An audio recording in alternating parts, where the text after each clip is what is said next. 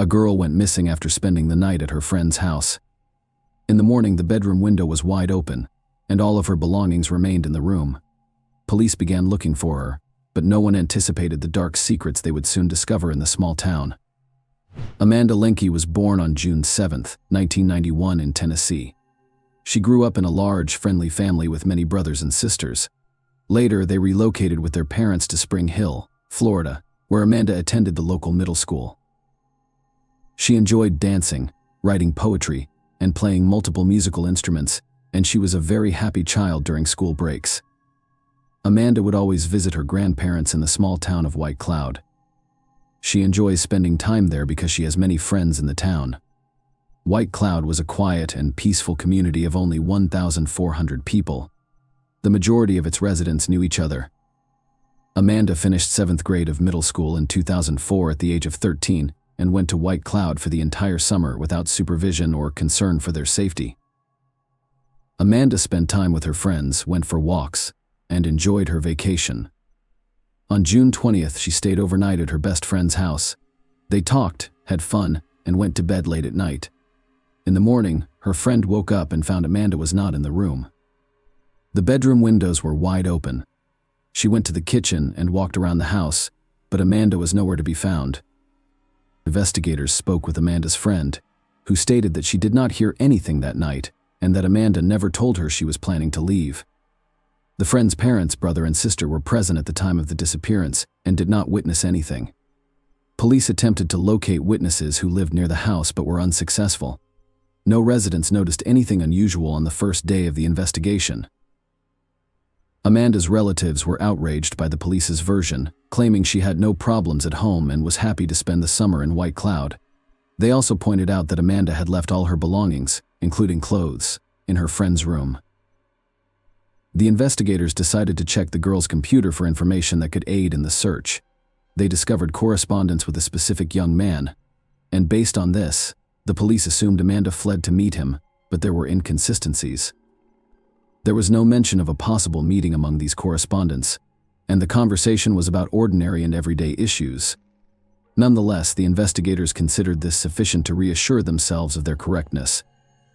At the time, they did not reveal all of the investigation's details, but information about correspondence with a specific guy spread throughout the city, leading many locals to believe that the girl simply ran away from home. Despite Amanda's relatives' efforts, the police did not fully utilize their resources to locate her. If the case had been classified as a kidnapping, the FBI and other agencies could have been involved in the investigation. On July 5th, mushroom pickers discovered a human body in a forest near White Cloud and reported it to police. Investigators identified the body as Amanda Lenke, who was wearing the same pajamas she had worn at her friend's house. Medical experts confirmed her identity and determined she had received multiple blows from a heave. They also decided to look into the young man with whom Amanda had communicated online. The problem was that his nickname included the word killer. Police considered the possibility that the victim went to meet him and he murdered her, but this version contained numerous inconsistencies. There was no reason to believe the girl would have gone to meet someone in her pajamas in the middle of the night, and their correspondence contained no hints of a personal meeting. The investigator was unable to identify this individual, and the version of his involvement was quickly abandoned in order to generate new leads. Detectives decided to investigate all of Amanda's belongings, which resulted in a breakthrough. They discovered her personal diary, which contained extremely disturbing information.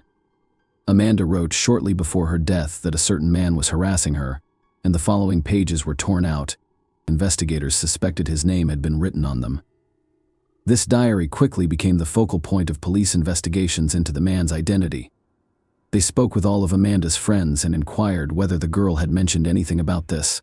Several of her friends admitted that she had indeed told them about it, and even named the man Cecil Wallace, who was the stepfather of Amanda's friend, and she had stayed the night for detectives, so this was a huge surprise.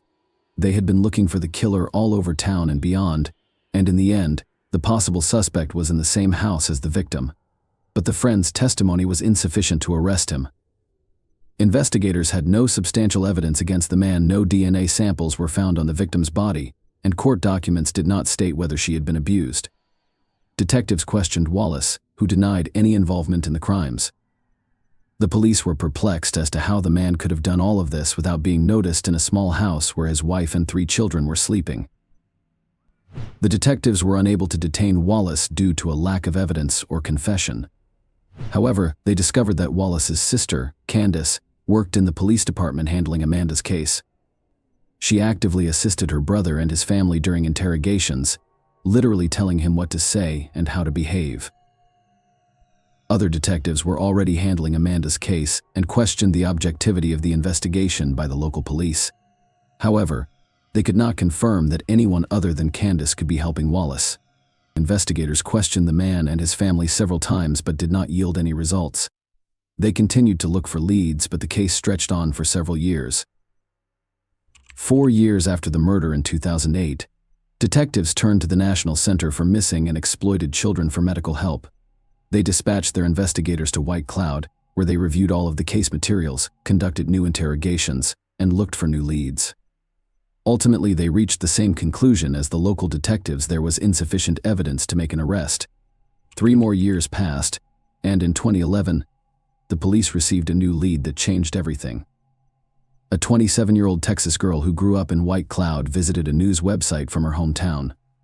There, she discovered information about Amanda's murder and began investigating it. After learning that the victim had spent the night at the Wallace house, the woman decided to contact the police and report something disturbing. In 1998, when she was 13 years old, she stayed overnight at Wallace's house because she was friends with his second foster daughter. In the middle of the night, a man entered their room and assaulted both of them, threatening them to keep quiet. The victims were too scared to report the incident, so they never told anyone. However, when the adult victim learned about Amanda's case, she decided to contact the police. The victims were then aged between 13 and 16 years old. In October 2011, police arrested Wallace, 43. After compiling all of the evidence, he was charged with molesting both of these victims and the man who was named as a suspect in Amanda's case for the first time. Detectives had no doubts about his involvement in the murder after hearing everything the other women had to say. At the preliminary hearing, he was granted bail of $150,000, which he was able to pay. Apparently, his sister and other relatives assisted him in gathering the funds. The trial was scheduled to begin in a month. While waiting for Wallace to return to work, the locals were upset that he had been released on bail. They repeatedly protested outside the company's office, demanding that the man be fired. On November 10th, the day of the first court hearing, an unexpected development occurred. Wallace did not appear at the scheduled time, and the police immediately declared him wanted. A few hours later, they discovered his car in the woods near the city. The man was also there. All he had done was commit suicide. Detectives who had not expected such a turn of events were forced to continue their investigation. After the suspect died, they could only rely on strong evidence linking him to Amanda's death. They obtained a search warrant for his home, hoping to find any evidence of her murder. The police searched every corner, tore down some walls and removed floorboards, but could not find any significant evidence. They turned their attention to the suspect's sister, Candace. Detectives were convinced she was covering up for her brother and wanted to know if she knew he had killed Amanda. Candace was arrested in August 2012, following the collection of necessary evidence. She was charged with intentionally misleading the investigation, but this was just the beginning. During the investigation, detectives discovered that Candace had been covering up for her brother when he was dealing illegal substances. She also taught him how to not leave any evidence at crime scenes, and she demonstrated how to properly wipe his fingerprints off surfaces so that experts could not lift them. Candace also advised him to always carry a cigarette containing someone else's DNA in case he needed to plant it at the crime scene. Detectives also concluded that at least 9 people were aware of Wallace's crimes but chose to remain silent. All were family members. The police were unable to establish guilt. Candace's involvement was investigated for 2 years before she agreed to a deal with the police in 2014. She admitted to lying to the investigators, and in exchange, 2 other charges were dropped. Wallace's sister was unable to provide consulting services on a case in which she was working as a police officer. Given that she was assisting her brother during interrogations, she violated this rule and was eventually punished. Candace, however, insisted that her brother was innocent, and the court sentenced her to 30 weekends in jail. This is a dubious practice in which the convict is only required to be in the jail building 2 days per week and is free to roam the rest of the time. Such sentences are a kind of half measure, and if a person has committed a minor offense, they can face several weekends in jail. As a result, they receive a punishment that has little impact on their lives. The convicted individual can continue to work and spend time with their family. Of course, Amanda's relatives were extremely dissatisfied with the decision. They were certain that Candace had assisted her brother in avoiding punishment. However, they were unable to fully approve it, so she received such a minor punishment. Amanda's family was forced to face yet another trial in 2004. Medical experts only handed over a portion of her remains so that they could hold a funeral. The remainder was to be kept by detectives during the investigation. However, following Wallace's death, it was decided to hand over the remains to his relatives. In 2013, the girl's family had to exhume her remains in order to bury him. Her mother is still hoping that investigators will find evidence to prove Wallace's guilt. She also seeks legislative changes to alter the police approach to searching for missing children. The woman insists that investigators should not conduct an investigation based on their subjective assessments, and that the disappearance was a voluntary escape from home. There is almost no doubt that Wallace murdered Amanda, but what was his motivation, given that there is no evidence in the court documents that the victim was subjected to violence? Two assumptions can be made: he likely assaulted her, but did not leave any biological material, so the investigation decided not to reveal this information because it was unnecessary. Detectives could also keep this information secret for the sake of the investigation, hoping that the criminal would reveal previously unknown facts. His past crimes also speak in favor of Wallace being the killer. He assaulted at least 3 victims using the same scheme. All of them stayed at his house overnight. The question remains, why did he kill Amanda? Perhaps he planned to intimidate her, like the others, but the girl threatened to tell the truth to everyone, or she tried to run away from him, and then he panicked. Something else in this case is very alarming. Detectives suggested that all of Wallace's relatives who were in the house on the night of the murder knew about this crime, and even helped the man hide it. In addition to Amanda, his wife, son, and daughter were there. This could explain how he managed to attack the victim without waking any of his relatives. In any case, even without a final verdict from the court, Wallace will no longer be able to harm anyone. The fact that he settled the score with his life before the trial once again speaks in favor of his guilt, even though he took the details of this crime to the grave. Please share your thoughts on this story in the comments section, and thank you for watching.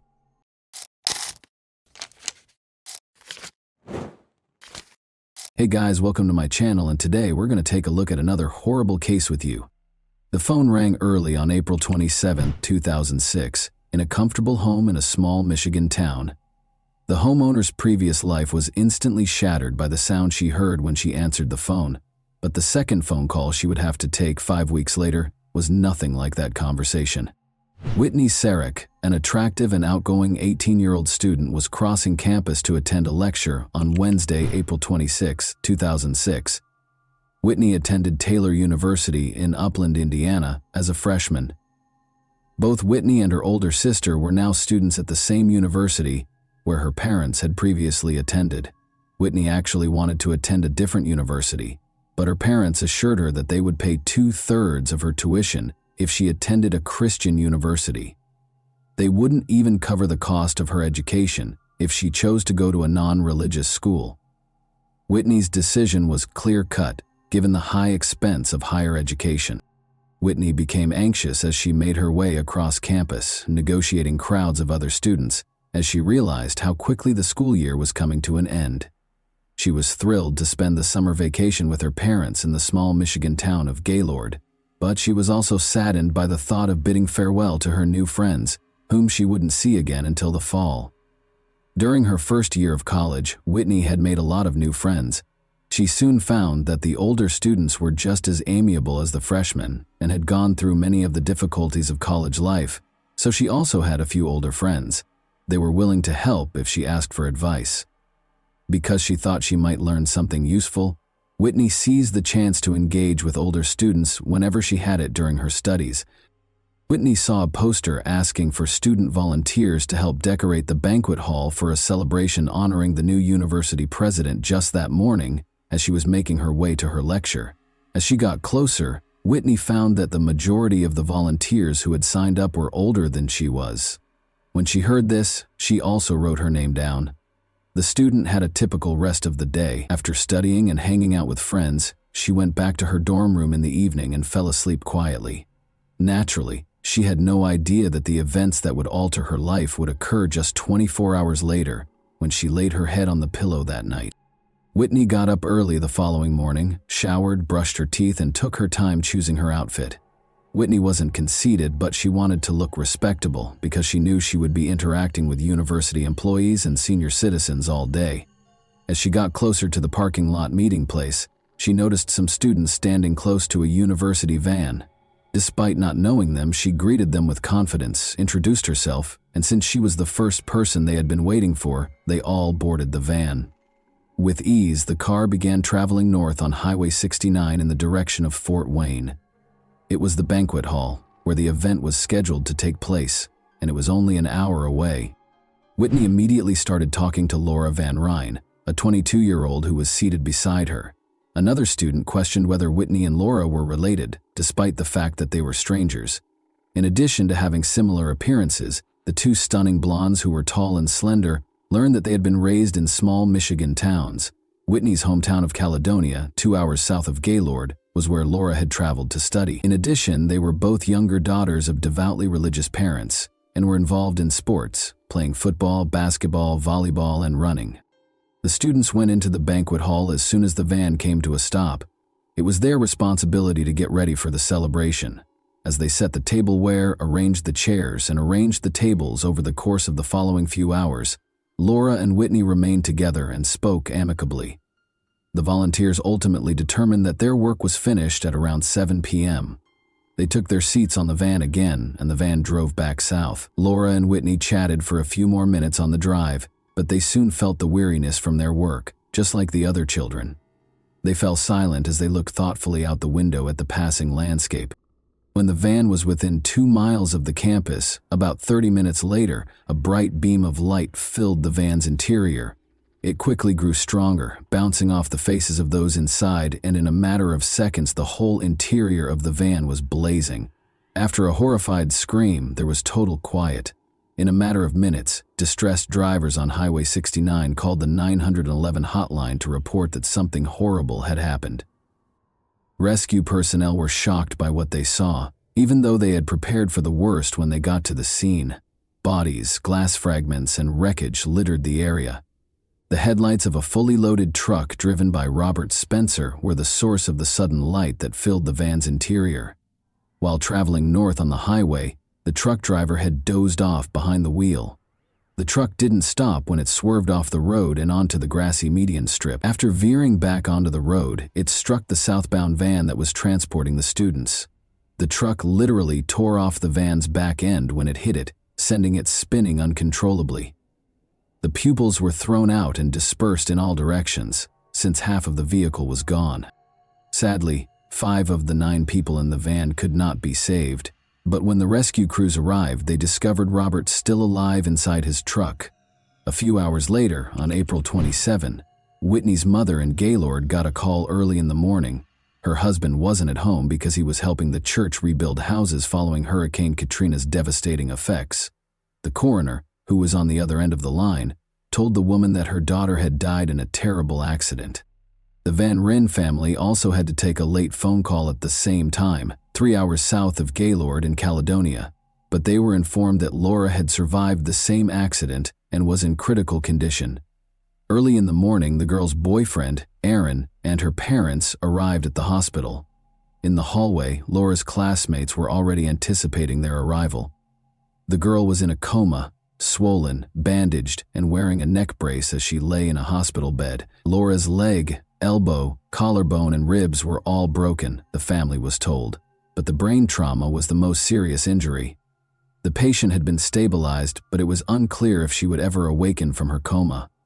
Even if she did, she would probably not be able to live independently because of the severe damage to her brain. Laura's family made the decision to move her to a Grand Rapids rehabilitation facility that specializes in brain injuries because they knew that her recovery would be a long one at best. Additionally, Whitney's sister and mother showed up at the hospital.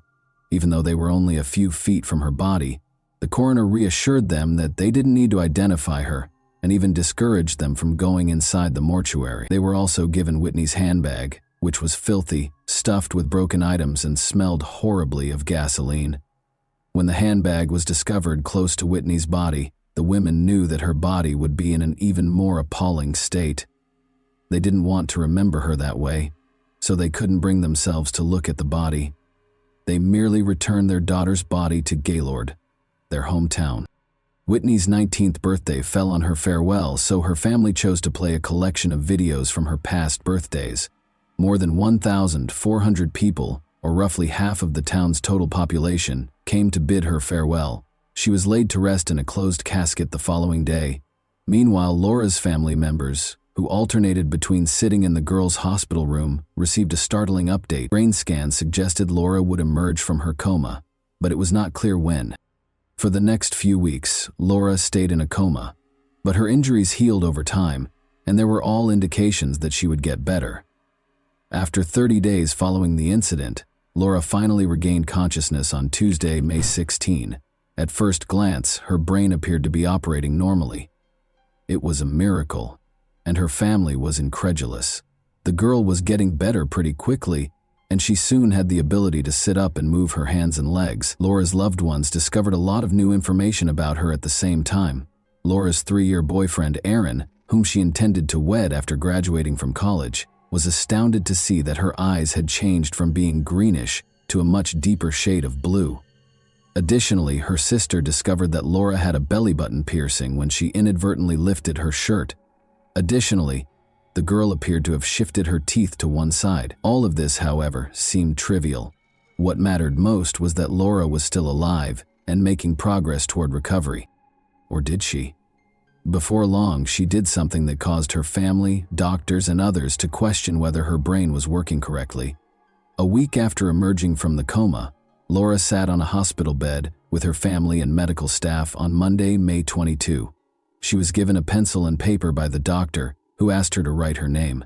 Laura took the pencil, nodded as though she understood the assignment, and began writing the letters slowly. But her scrawls didn't make sense when she was done, and the doctor saw what she had written. He requested that the girl repeat the action. She began writing even more intently, but the name was still wrong. Laura was mistakenly identifying herself as someone else, and the doctor had to acknowledge that her brain injury might be more severe than he initially believed. But that was not the problem, as everyone would soon discover. There was something far more serious going on. Her father was deeply hurt when Laura told him that they were fake parents. This was the next warning sign. Although it was impossible to accuse them of being bad parents, he took it to mean that she thought their relationship with her was phony. However, his wife also started to believe that if Laura wasn't who she claimed to be, after Laura's face stopped appearing swollen, friends who saw her also came to the conclusion that she was not herself. Compared to their parents, her sister Lisa found it a little easier to accept the truth.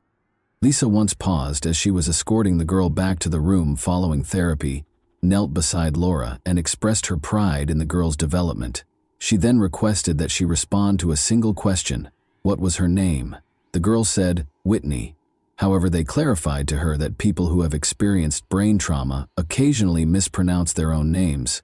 Because of this, when Lisa inquired about the names of her parents, she replied, Serak Newland and Laura and Whitney had only known each other for a short while, so Laura was unable to provide an accurate response.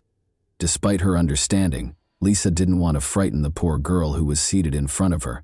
She summoned the courage to compliment her, carried her back to the room with composure, and told their mother and father everything. A horrible reality hit the entire family when their father discovered that his daughter had been identified only by appearance. The parents of the girl they had been caring for all this time deserved to know that Laura had been dead for 5 weeks. Rescue services began working at the scene on that terrible day of April 26, following the accident, attempting to ascertain who else they could assist and who was beyond saving. On the side of the road, they discovered a girl who was critically hurt and barely surviving. Medical personnel hurried to her, loaded her into an ambulance, put her on a stretcher with a nearby handbag, and drove her to the hospital. While treating the injured girl, the doctors looked at the identification in the handbag and recognized her as Laura Van Ryn. As the bandages were gradually taken off, It was clear that Laura's appearance had changed dramatically as a result of the accident. But her appearance didn't matter to her family. Her survival was a great relief to them. However, when they gave Laura paper and a pencil on Monday, May 22, and asked her to write her name, she wrote Whitney instead of Laura. It turned out that there had been a terrible error, but no one had been aware of it until that point. The medics thought Whitney's handbag was hers when they discovered her by the side of the road. They came to the conclusion that it was the same person after comparing the girl's photo with the one on the identification. Surprisingly, Whitney's purse had landed beside Laura at the same moment. The case of mistaken identity was formally confirmed 1 week after Whitney wrote her name on the paper. And once more, in the middle of the night, the Serak family's house rang with an unsettling phone call. In order to spare Whitney's mother from hearing the news alone, the coroner asked her to bring a companion. She invited Carly, her eldest daughter, to accompany her. After that, the coroner started talking about the possibility that Whitney was still alive. They were terrified of what they would see on the way to the hospital. If Laura's parents were unable to identify that it wasn't her, how should the patient appear? However, their worries were unjustified. They knew it was Whitney as soon as they walked into the hospital room. For Laura's loved ones, the miracle for the Serak family became a nightmare. They were afraid that Whitney's parents would be upset with them for preventing them from seeing their daughter for so long, in addition to learning that their daughter had been dead for 5 weeks. Nonetheless, the Serak spouses realized that they shared some of the blame. Laura's family believed what they were told, and they didn't recognize Whitney's body. All the clues were compared to pieces of a puzzle, but how could they be certain that a puzzle needed to be put together? Since one family had already gone through what the other had not, they were able to empathize with one another. Laura's body was exhumed and shipped to Caledonia a few days later. Despite their brief acquaintance, Laura and Whitney's shared tragedy united the two families for all time. They respected each other's sentiments, emotions, and personal space by not talking about what had happened for 2 years. However, they later made the decision to write a book in which they detailed every incident and offered their own interpretation of it. It was discovered that the driver responsible for the incident, Robert Spencer, had been operating a vehicle for 9 hours beyond the permitted limit. He was given a 4-year prison sentence after acknowledging his guilt. He was incarcerated for 2 years in total. He recovered from the accident at the same hospital where Whitney was thought to be Laura. By asking Laura's parents what they would say and how they felt about the person responsible for the accident, reporters attempted to incite them against Robert. But Laura's family overcame it. Neither of the two families brought legal action against him, and they were kind and understanding. To make sure that such an error would not occur again, the state of Indiana modified the process for identifying incident victims. Whitney acknowledges that she only remembers the banquet preparations and the pizza they had as a post-work snack, not the actual incident. The time she spent with Laura's family is completely forgotten. She recalled waking up with her mother close by. She gradually recovered physically and finished her studies. She married in the same church where her funeral was held 4 years later. Her boyfriend, Matt Wheeler, was her pick, and he helped her get better. They are parents to 2 kids. And that wraps up today's chilling story. If you enjoyed this video, don't forget to like and subscribe so you never miss a new upload. Also, let me know in the comments what part of this story shocked you the most. Thank you for watching, and I'll see you in the next video.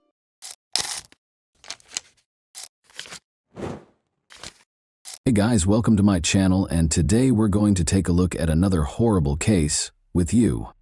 Today, we'll examine what happened in the U.S. state of Pennsylvania in 2017. Alena Shakehet 20, a University of Pittsburgh student, stopped returning calls and texts on October 8, 2017. Her mother and father were unable to get in touch with her, and she was supposed to meet them that morning. The Shakehet family's life was forever altered by what they discovered when they visited her house. When Alena was 3 years old, her family relocated to the United States from Ivanovo, Russia, where she was born. Alena had extraordinary talent. She had a passion for acting, dancing, and singing.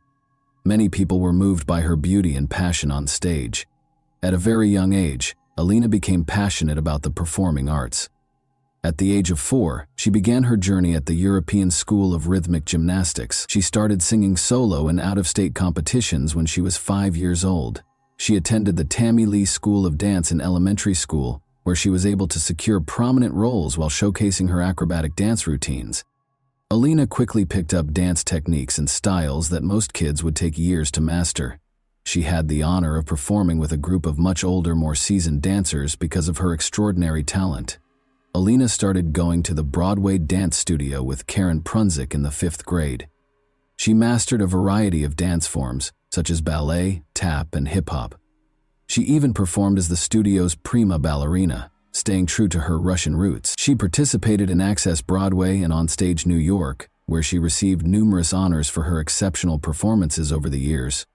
Additionally, Alena performed at a number of local Pittsburgh events, such as Light Up Night, Macy's Christmas parades, and other gatherings in Idlewild Park, Robinson Township, and Kennywood. Alena was also able to find her singing talent thanks to the confidence she gained from dancing. Both in front of an audience and at home with her family, she moved audiences to tears with her exquisite performances of numerous well-known songs. Alena had extensive surgery after suffering a serious knee injury in a ballet class when she was 14 years old. Alena was devastated to learn that she would never be able to dance competitively or recreationally again after months of physical therapy. She was determined to find a way to get back on stage, in spite of this significant setback. Alena was able to safely express her love of dancing while attending Montour High School by participating in the musical theater program. As a talented actress, dancer, singer, and comedian, Alena made a triumphant comeback to the stage, illuminating the audience with her love and light. She brought tears, smiles, and a lot of applause to her roles in a number of plays and musicals. Alena continued to shine her light and make everyone happy while performing at numerous events throughout the city as a member of the chorus at Montour. Despite the fact that Alena's injury kept her from pursuing her love of dancing and performing, her experience receiving treatment motivated her to seek a career in medicine. She wished to assist those who had sustained injuries that hindered them from following their aspirations. Alena made the decision to pursue a career as a physical therapist. Alena and her parents had a close relationship. In 2015, she wrote on Facebook, "Happy Father's Day to the greatest dad out there. Thank you for always being there for me and having my back no matter what. I couldn't get through one day without you. I love you so much, Dad." She also wrote, "Happy birthday to my gorgeous mother. I can't wait for another year of countless laughs and more memories. You are my best friend and I love you with all my heart." After graduating from Montour High School in 2015, Alena attended the University of Pittsburgh-Greensburg for her first 2 years of college. While attending Pitt-Greensburg, she resided in the Outdoor Adventure and Community Service Living community. She actually served as OACS's vice president for the spring 2017 semester. She enjoyed being a part of an organization that helped kids and animals. Once more, Alena shone her light, bringing her love and care to the lives of both humans and animals. After that, Alena moved to the Oakland campus of the University of Pittsburgh. She was ready to commit herself to becoming a doctor of physical therapy and shared an apartment with her friends. But on October 8, 2017, Alena, who was only 20 years old, was tragically and senselessly killed. Alena shared a home with other University of Pittsburgh students. Zach Brandner, her roommate, could never forget the night he last saw Alena alive. Zach and Alena took a Snapchat together at around midnight after returning home from a late shift at work to make fun of other students who were sharing night out selfies on Saturday night. A couple of minutes later, Alena texted me the picture we had just taken. That was the last I heard from her. The next morning she was gone, Zach said in an interview with reporters. "We all said goodnight and said I love you, like we did every night. And she went up to bed." A little more than 8 hours later, Alena's father, Jan, and mother Ellie arrived to collect their daughter. They were scheduled to take a charity walk in the park to raise money for breast cancer. Zach described the specific events of that morning in the interview. He stated, "Her mom came to pick us up at 8:45 a.m. Her mom rings the doorbell and says, 'Is Alena not awake? She isn't answering my calls. Let's go wake her up.' I thought she slept through her alarm. Her dad was still in the car with their dog at this point. We went up and her mom started knocking on the door with no answer. This went on for 5 minutes and it started getting really loud. She started shaking the door. You could tell she was starting to get a bit scared, like this wasn't normal. The dog was barking uncontrollably. That's when Ellie called for her husband Jan, who came inside and broke down the door, and then they saw what was inside. At this point, I was halfway up the stairs and all I heard was screaming. Her parents were screaming at the top of their lungs, saying, "Alena is dead. Alena is dead." It got hard to understand. They started speaking in Russian.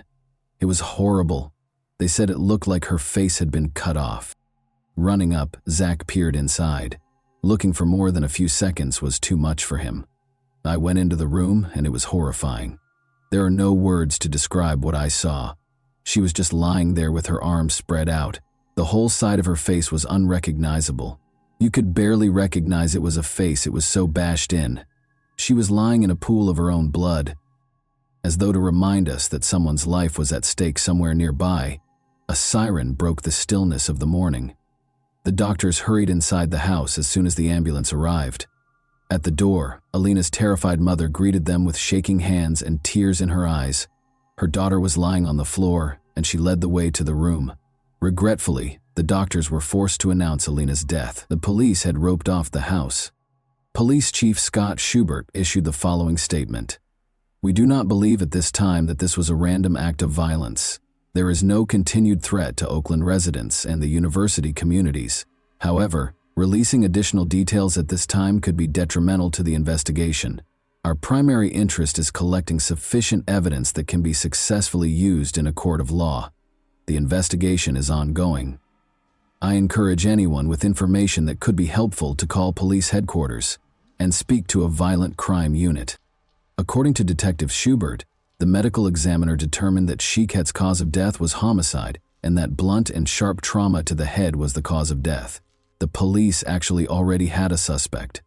Investigators suspected 21-year-old Matthew Darby, Alena's ex-boyfriend, of committing the crime.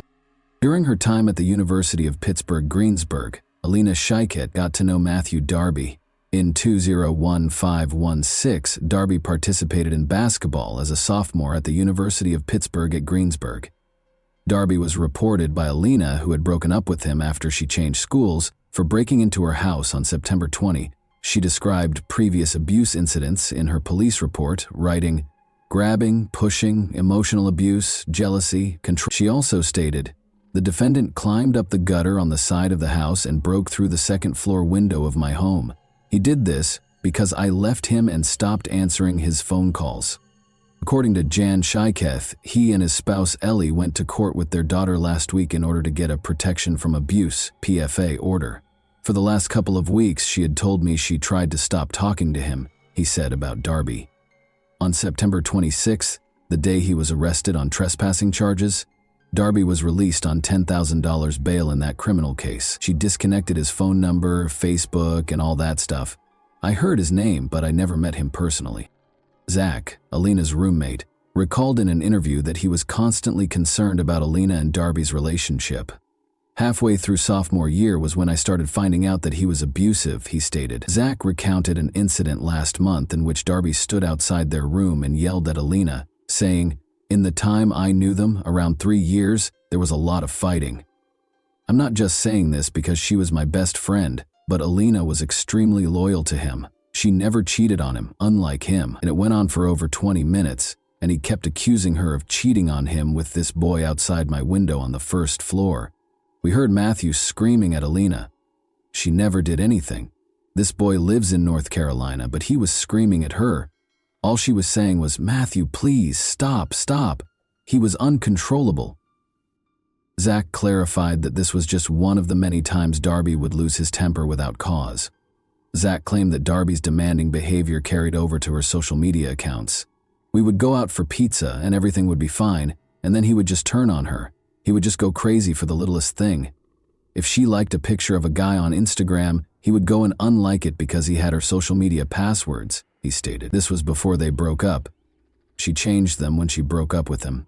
He would never let her wear clothes that could be considered too sexy looking. He was extremely, extremely controlling. He was notorious for texting and calling.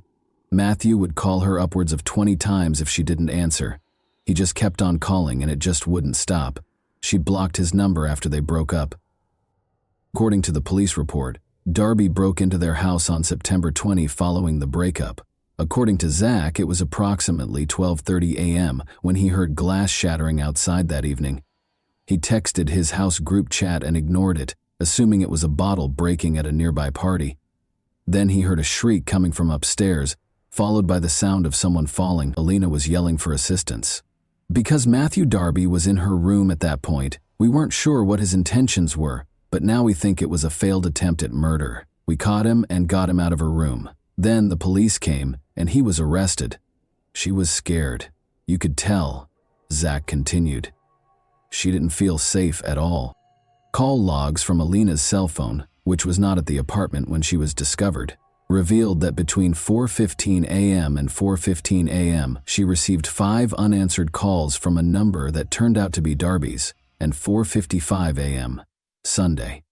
According to the police, Alena's cell phone was last seen close to Irwin, where Route 30 and I-76 meet. The criminal complaint states that at 4:21 a.m., Darby was picked up by a commercial car service vehicle.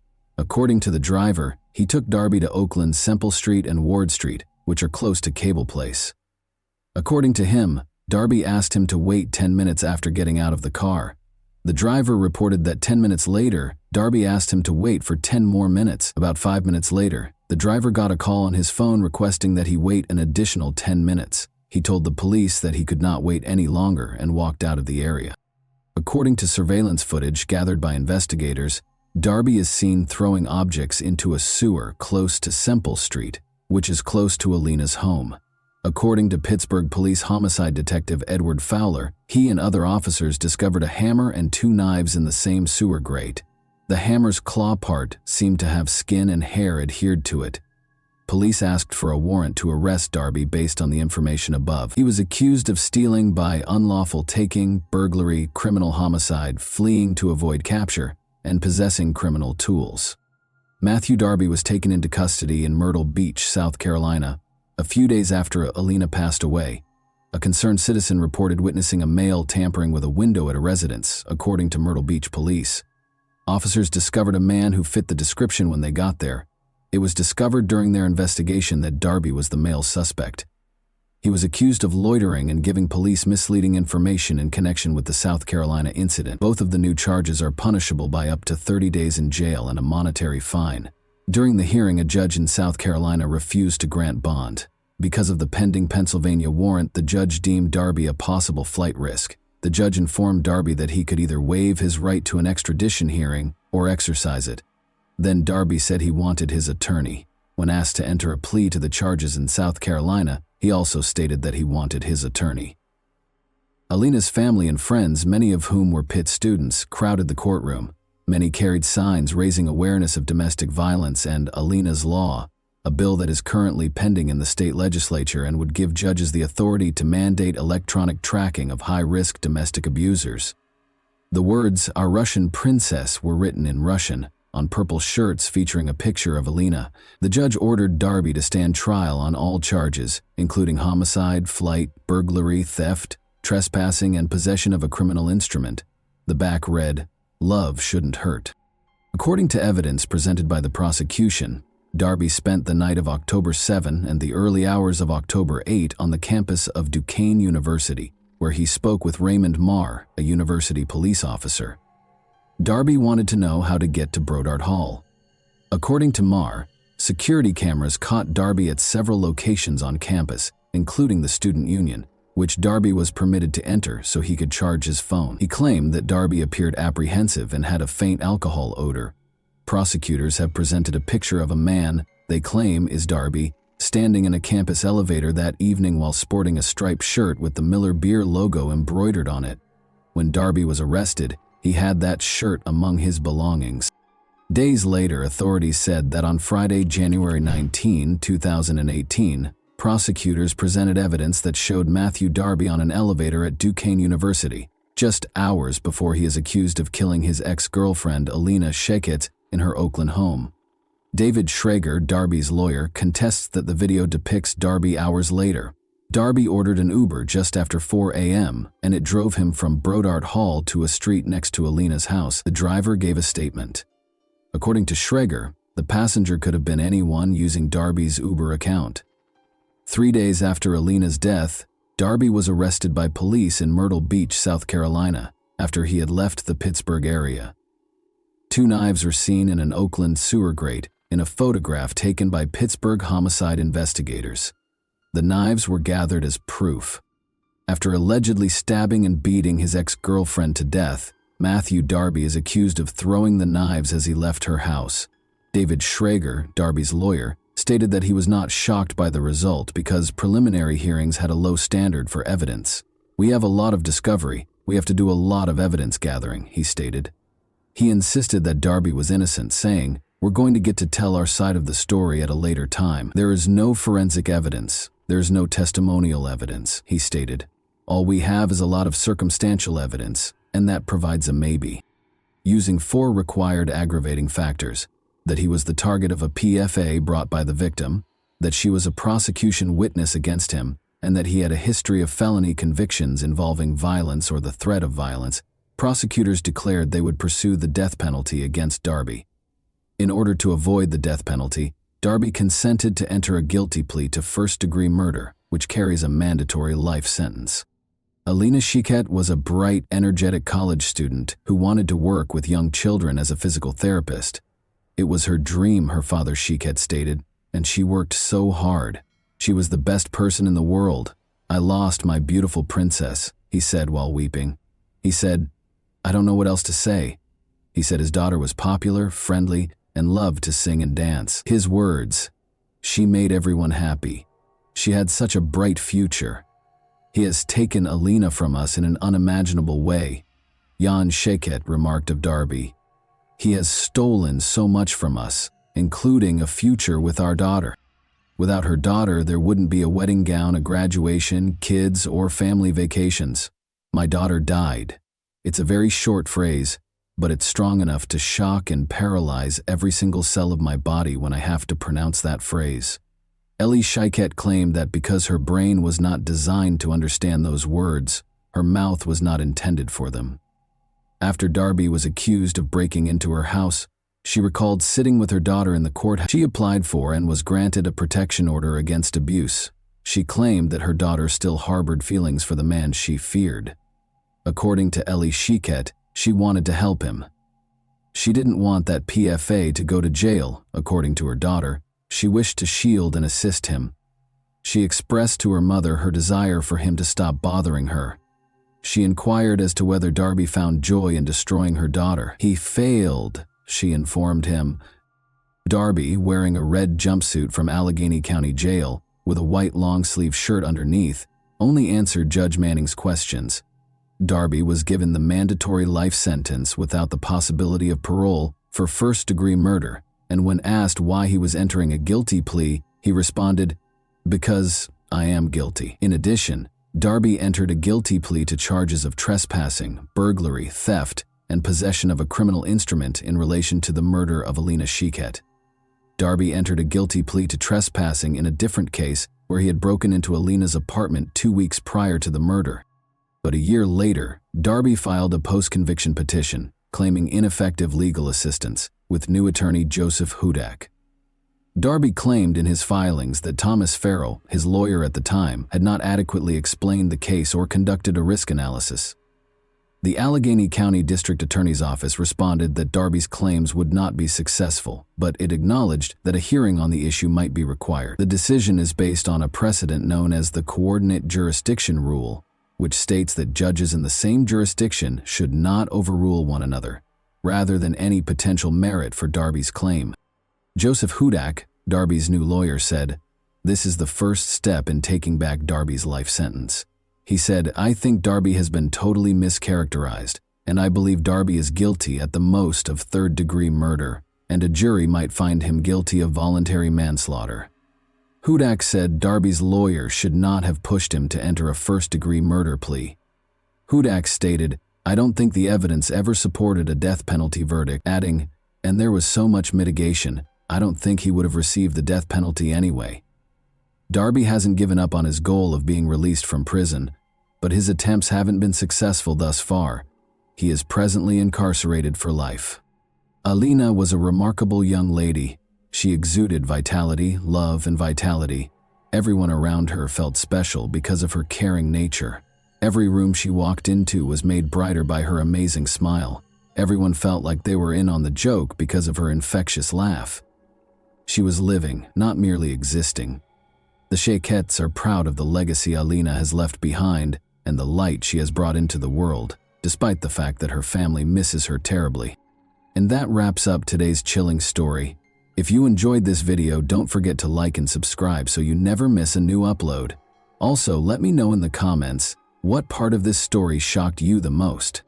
Thank you for watching, and I'll see you in the next video.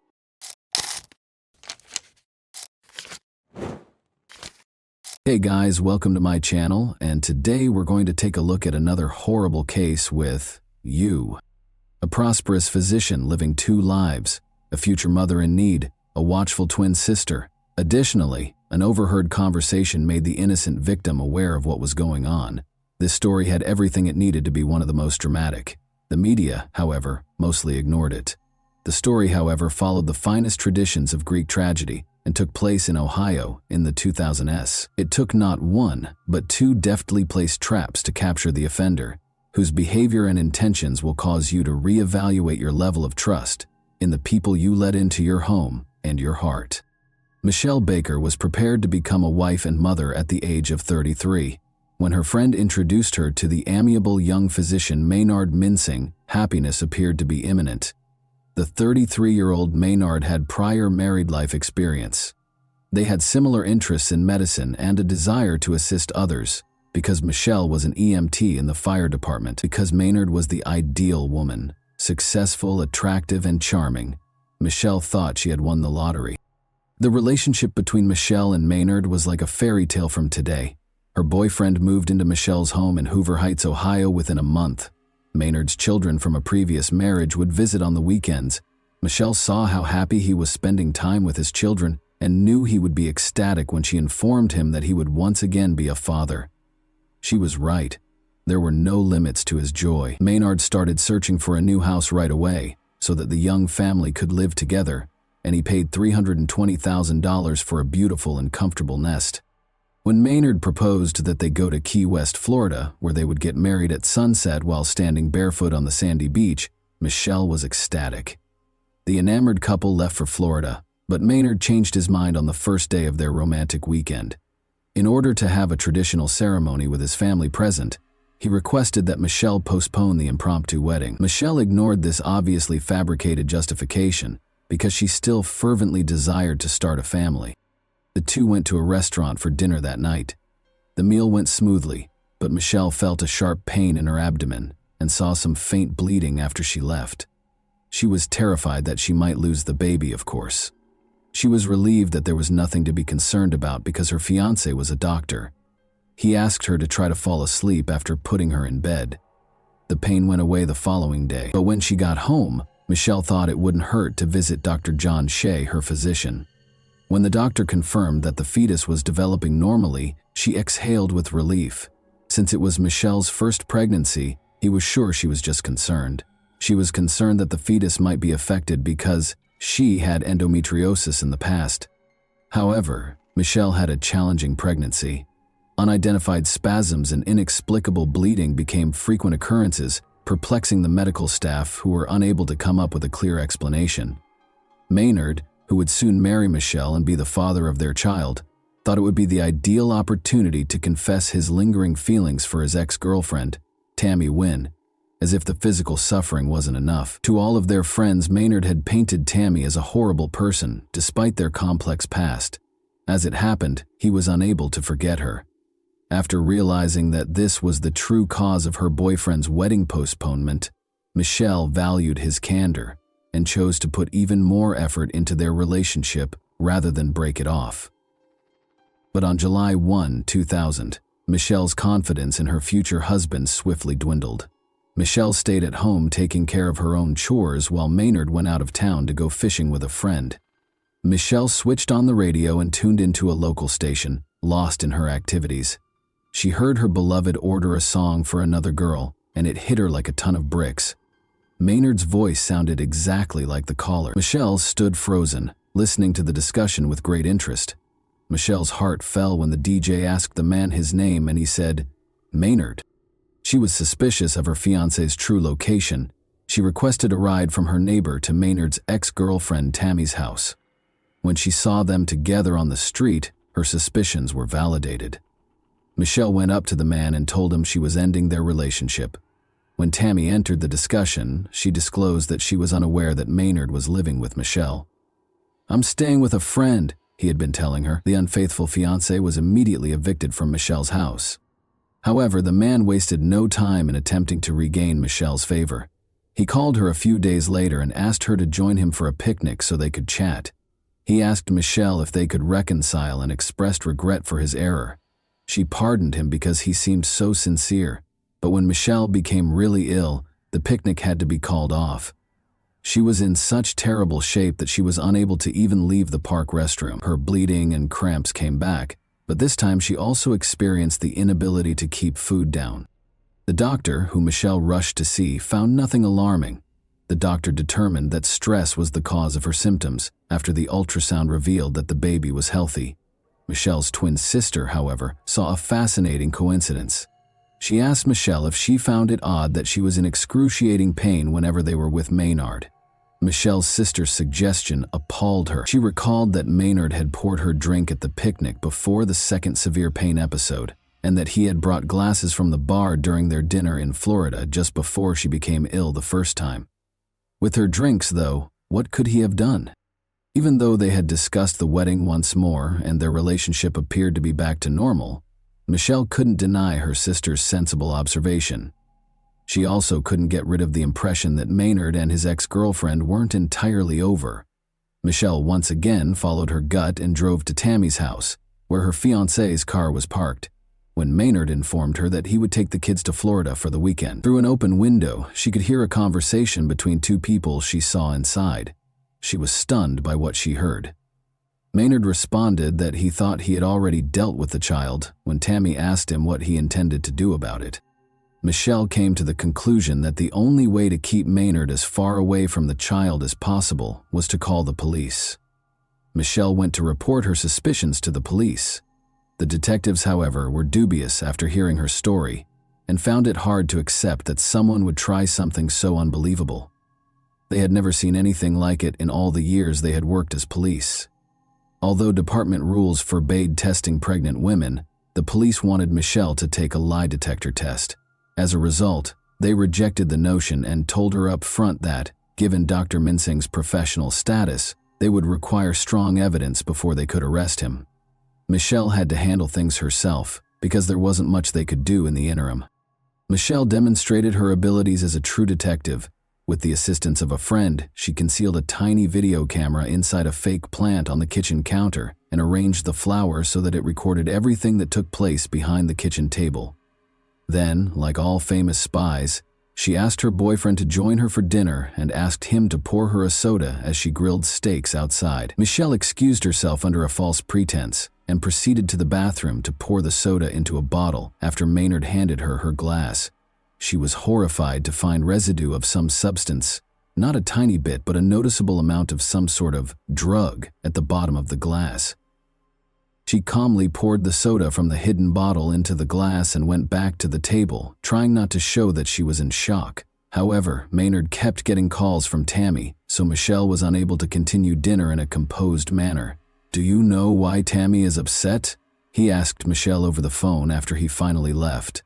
Michelle wasn't too worried about Tammy's feelings after finding out that her fiancé had been giving her drugs in her drinks, but when she gently inquired as to why Tammy was upset, Maynard surprised her once more by revealing that they had secretly wed earlier that week. Michelle's determination to protect her unborn child outweighed her feelings of hurt and rage over her beloved's betrayal. She immediately took the soda bottle to the police. An expert concluded that Cytotec, a drug used to treat stomach ulcers and induce labor, had been added to the soda. When used carelessly, though, it can also have lethal effects on the fetus. Legally speaking, the detectives had a problem even though they believed Michelle. They didn't have any proof that Maynard put the substance in the glass. In court, a skilled attorney would contend that Michelle falsified it in order to frame her cheating fiancé. The police therefore set up a trap for themselves. When the detectives asked Michelle to inform him that her pregnancy was going well during one of Maynard's phone calls, he invited her to dinner and gave her another dose of the drug. On August 14, 2000, two police officers hid in the garage while hiding a small camera inside a firefighter figurine that was placed on Michelle's kitchen counter. The police stormed into the kitchen and arrested Maynard for attempted murder as soon as they saw him trying to serve Michelle one of his special cocktails. "I hope these are prenatal vitamins," one of the officers said to Maynard, gesturing to the enigmatic material he was holding. The police discovered even more of the same substance in Maynard's vehicle. The doctor was forced to confess after laboratory tests revealed that Cytotec was present in the beverage. Maynard provided an apologetic justification for his horrible act, effectively acknowledging that he had poisoned his ex-fiancée in order to solve the issue. Maynard responded in the affirmative when asked if he thought the child was a problem. Michelle kept going to the doctor once a week and getting ultrasounds once a month. The fetus appeared to be growing normally in spite of multiple doses of the drug, but Michelle went into labor just before Maynard's trial, at 28 weeks of pregnancy. She gave birth to a stillborn daughter, whom she named Michaela. Michelle was surrounded by family and friends in the hospital room, where they were able to bid Michaela farewell and give her one last hug. It was impossible to ascertain whether Michaela's death was caused by Cytotec's effects, because the coroner could not detect any traces of the drug in the placenta. Prosecutors reached agreements with Tammy and Maynard to spare Michelle and her family from a torturous legal process. Tammy was given a 5-year probationary period and 100 hours of community service after acknowledging her guilt about getting the medication with a prescription while working as a nurse. Maynard received a 5-year prison sentence. In the United States, the two spouses would never again be able to work in the medical industry. Maynard startled the people in the courtroom during the trial by declaring that the child's death was the result of a higher power's intervention. In addition to displaying no remorse during the sentencing, and without pleading with Michelle for forgiveness, Maynard asserted that their daughter's death was the will of a higher power, and that the experience would make him stronger. His statement shocked even Judge Barbara Gorman. Judge Gorman said to Maynard, "I must say it was one of the strangest statements I have ever heard. You are a disgrace to your profession, in my opinion. All of this is the consequence of what you did. You must accept responsibility for what transpired." Although the spouses' sentences may be viewed as being rather light, Michelle is aware that Maynard will eventually face consequences for his actions in the afterlife. She made the decision to strike him where it hurt the most, his wallet, in the interim. Michelle Baker sued Tammy Mincing and Maynard Mincing for $3,500,000 in August 2002 over what had happened to her daughter. Orally and in writing, Maynard made it clear time and again that his goal was to get rid of the child. His spouse did not want him to be involved with the child in any way. Michelle's attorneys were therefore certain that they would prevail in the case. The success of Michelle's lawsuit is unknown, but it was made public in 2007 that Maynard filed for bankruptcy.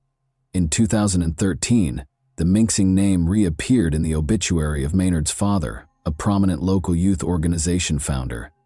Tammy and Maynard Mincing were still married and resided in Ohio, according to the note. Whether or not Maynard meant to murder Michelle is unknown, but at least he chose to end her pregnancy against her will. However, Michelle made it clear to Maynard that she did not ask him to be involved in the child's life or to provide financial support, so he could have accomplished his goals without his heinous scheme. He must have been aware of Michelle's strong desire to have children and cruelly denied her the chance to begin a new family life with a fresh start. And that wraps up today's chilling story. If you enjoyed this video, don't forget to like and subscribe so you never miss a new upload. Also, let me know in the comments, what part of this story shocked you the most? Thank you for watching, and I'll see you in the next video.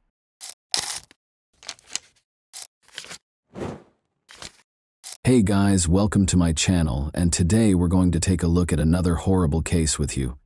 Two roommates, Lori Lister, age 21, and Melinda Aguilar, age 18, were the victims of a horrific attack in their Houston, Texas apartment on Sunday, May 23, 1982.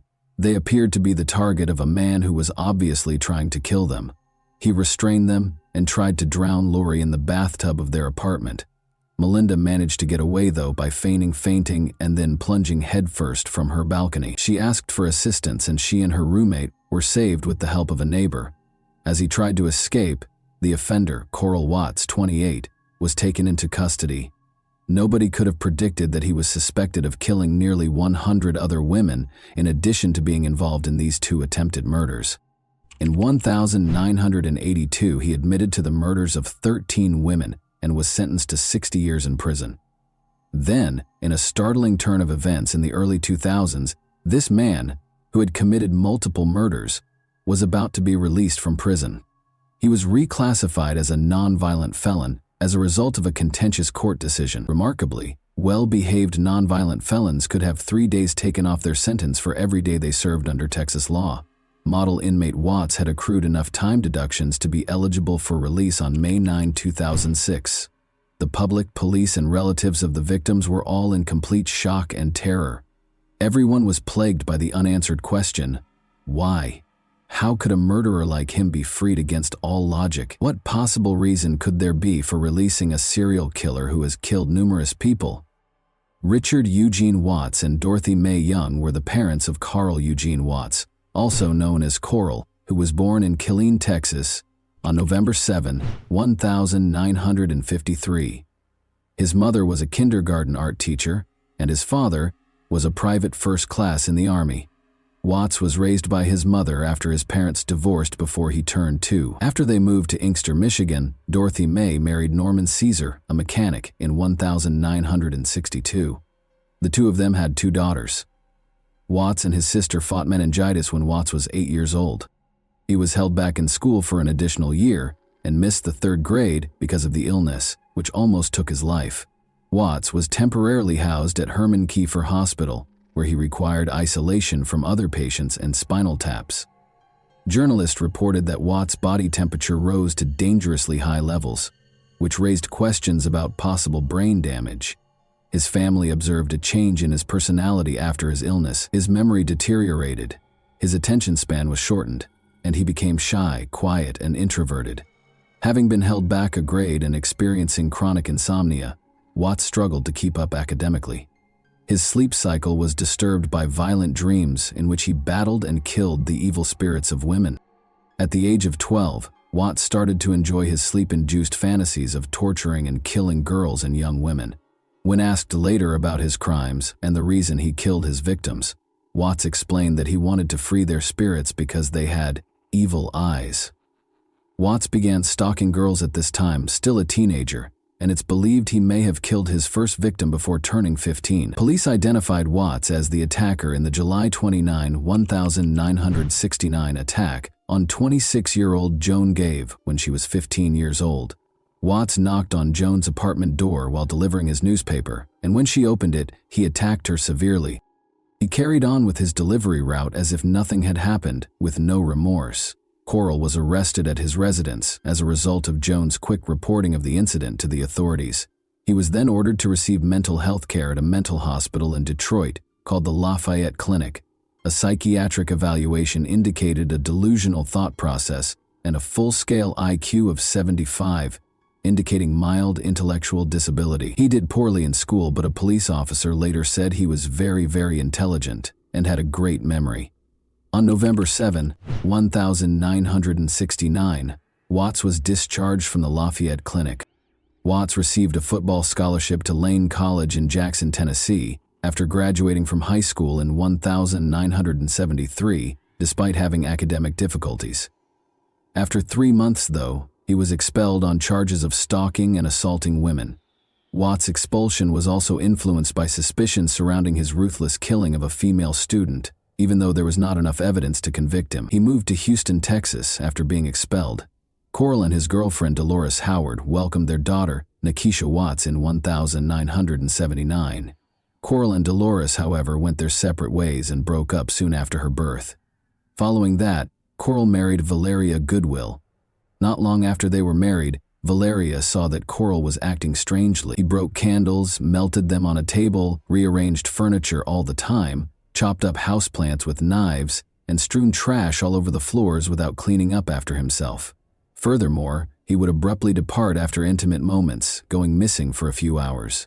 Sadly, they were only married for 6 months. Although there are hints that Watts may have had more victims before this, his murders officially started in 1974 when he was 20 years old. After abducting his victims from their homes, he tortured them until he killed them. His victims were mostly slender, attractive white women between the ages of 14 and 44, and he struck in different states. Watts killed his victims by a variety of means, such as drowning, bludgeoning, stabbing, and strangulation. 10:45 a.m., Cory knocked on the door of Lenore Knizacki's apartment on October 25, 1974, saying she was trying to find Charles, one of his siblings. He carried on a conversation with Lenore. Cory asked if he could leave a note when she opened the door, the chain still fastened. He unexpectedly attacked Knizacki and strangled her until she passed out as she went to get paper.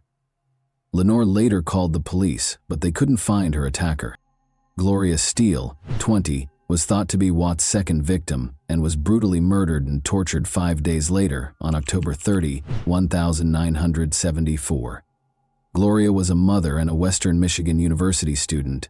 She was discovered with 33 stab wounds to her chest from a wooden carving tool, as well as a crushed windpipe. Because there was insufficient evidence, Watts was not charged with direct murder. Diane K. Williams, an apartment resident manager and the sole witness, saw a black man looking for Charles throughout the apartment building. Cory grabbed her when she saw Williams, pried open her door, and pulled her inside. Williams' phone rang during their struggle, so she knocked it off the hook and yelled for assistance. Williams saw her assailant getting into a tan Pontiac Grand Prix as he ran away. Both Williams and Knizacki recognized Cory in a police lineup. Cory had been arrested for stealing plywood from the campus of Western Michigan University.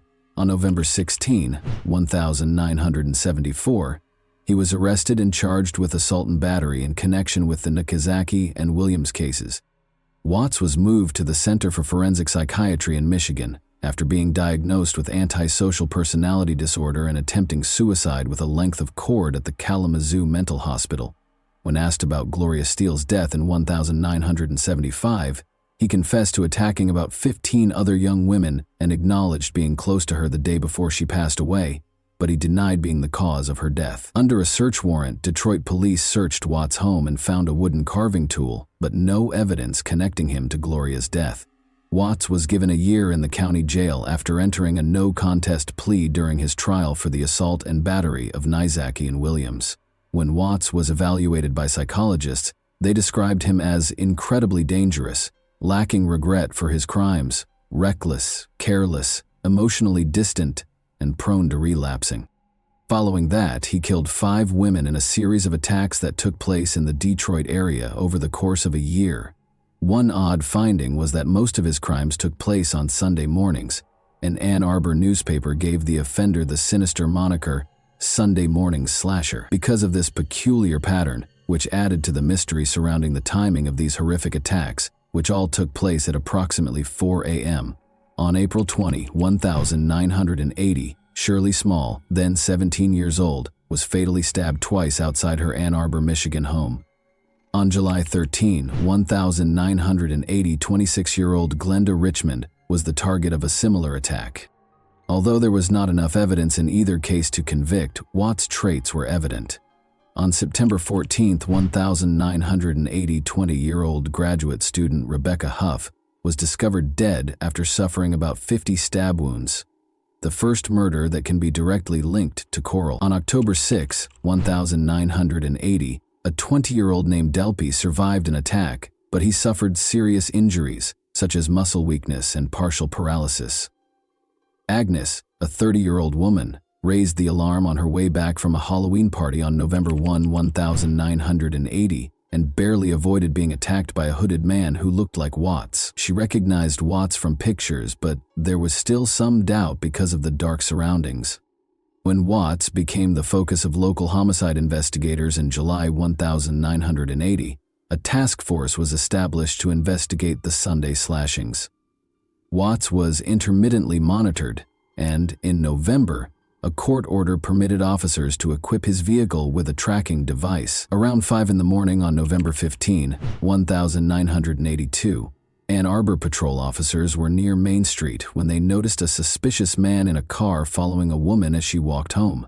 When the woman realized she was being followed, she tried to escape by hiding in a doorway. When the police stopped Coral's car for having out-of-date license plates and driving with a suspended license, they arrested him because he was upset about losing sight of the woman. When police inspected his car, they discovered a package with several screwdrivers and wood-filling tools. The most important item they found was a dictionary that belonged to Rebecca Huff and had the carved words, "Rebecca is a lover." Despite this, there was not enough evidence to connect him to her murder. Coral moved to Columbus, Texas in the spring of 1981 and found work with an oil company. On weekends, he would make the more than 70-mile journey to his next hunting location in the Houston area. Watts murdered scores of women, including dozens, between 1974 and 1982. Watts avoided being identified as a serial killer for almost 8 years in spite of the long list of victims. This elusiveness was caused by multiple factors. The fact that Watts operated in multiple jurisdictions and even states made it more difficult to link the crimes. His method of operation also deviated from the norm because, in contrast to many other serial killers who prey on women and girls, he never had physical contact with his victims. As a result, connecting the crimes was difficult, even after DNA testing was developed. Law enforcement did not recognize Watts as a possible criminal until his arrest in 1982, and those who knew him did not view him as a suspect. Watts broke into the Houston apartment of Melinda Aguilar, then 18, and Lori Lister, then 21, on May 23, 1982. Watts strangled Lori down the steps outside the apartment after she returned from work. He then went into the apartment and strangled Melinda, who feigned unconsciousness. Melinda was able to avoid being fully strangled. Watts intended to drown Lori, so he wire-tied her hands behind her back. He filled the bathtub with water and carried Lori's body upstairs to the bathroom, but Melinda took advantage of the situation and jumped out of the window to get assistance. Watts first attempted to elude capture, but was caught, and Lori was saved. Investigators began connecting him to recent murders of women while he was in detention. Texas prosecutors felt there was not enough evidence to convict Watts of murder despite the connections. After Melinda Aguilar and Lori Lister were attacked, Harris County Assistant District Attorney Ira Jones negotiated a plea deal in May 1982. Watts would be charged with burglary with intent to murder in exchange for his complete admission of guilt and immunity from prosecution for murder. For this offense, he consented to a 60-year sentence. After Watts agreed to the terms, investigators found the remains of 3 victims. At last, Watts admitted to assaulting 19 women and killing 13 of them. While he acknowledged that he killed some victims, he did not confess to the deaths of others. His cases in Michigan, however, remained open after Michigan authorities refused to take part in the agreement. When the Texas Court of Appeals decided shortly after Watts' prison sentence that he had not been told that the bathtub and water he used to try to drown Lori Lister were deadly weapons, the hope for justice took a tragic turn. Due to this ruling, he was eventually granted early release and reclassified as a nonviolent felon. This was due to Texas law at the time, which allowed nonviolent felons to have 3 days taken off their sentences for each day they behaved well. As a model prisoner, Watts accrued time deductions that resulted in his potential release on May 9, 2006. There was little comfort in the early release law's subsequent repeal, which was brought about by public outcry because the Texas Constitution prohibited its retroactive application. As Michigan Attorney General Mike Cox looked for evidence to convict Watts of murder and stop his possible release in 2004, a call for justice reverberated across the country. Westland, Michigan resident Joseph Foy courageously came forward to describe the horrific scene of Watts-like man killing 36-year-old Helen Dutcher on December 1, 1970. 12 stab wounds had claimed Helen's life. Foy recognized Watts by his eyes, which he described as evil and emotionless in a haunting way. Michigan had no such agreement, even though Watts was exempt from prosecution for the 13 confessed murders in Texas. Law enforcement officials begged the trial judge to admit the Texas confessions into evidence as the 2004 trial drew near, and he agreed. Watts was found guilty of killing Helen Dutcher and Gloria Steele, and he was given 2 life sentences without the possibility of release in a Michigan jail.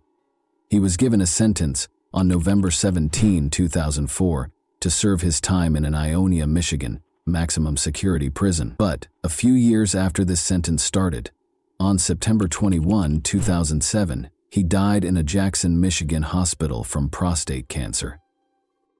Ultimately, his dark story came to a somber conclusion when he managed to avoid serving his entire sentence for the lives he took. A vicious serial killer named Cory Eugene Watts terrorized the nation with his numerous murders. Despite his confessions, he was nearly released due to legal loopholes that allowed for a reduced sentence. The extent of his darkness was revealed by his subsequent conviction for Helen Dutcher's murder in 1979. In April 2379, Watts' legacy is haunted by the fact that he left the Ann Arbor murders unsolved, a terrifying reminder of hidden evil. And that wraps up today's chilling story. If you enjoyed this video, don't forget to like and subscribe so you never miss a new upload. Also, let me know in the comments what part of this story shocked you the most. Thank you for watching, and I'll see you in the next video.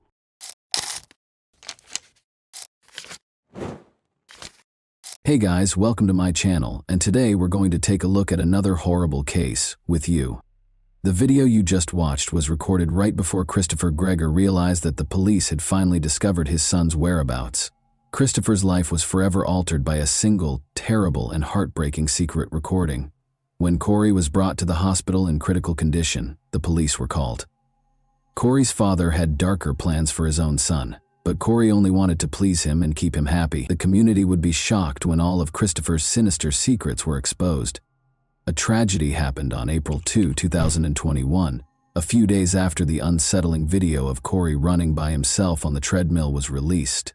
Around 4 p.m., Cory's father, 31-year-old Christopher Gregor, found his son completely still and unconscious.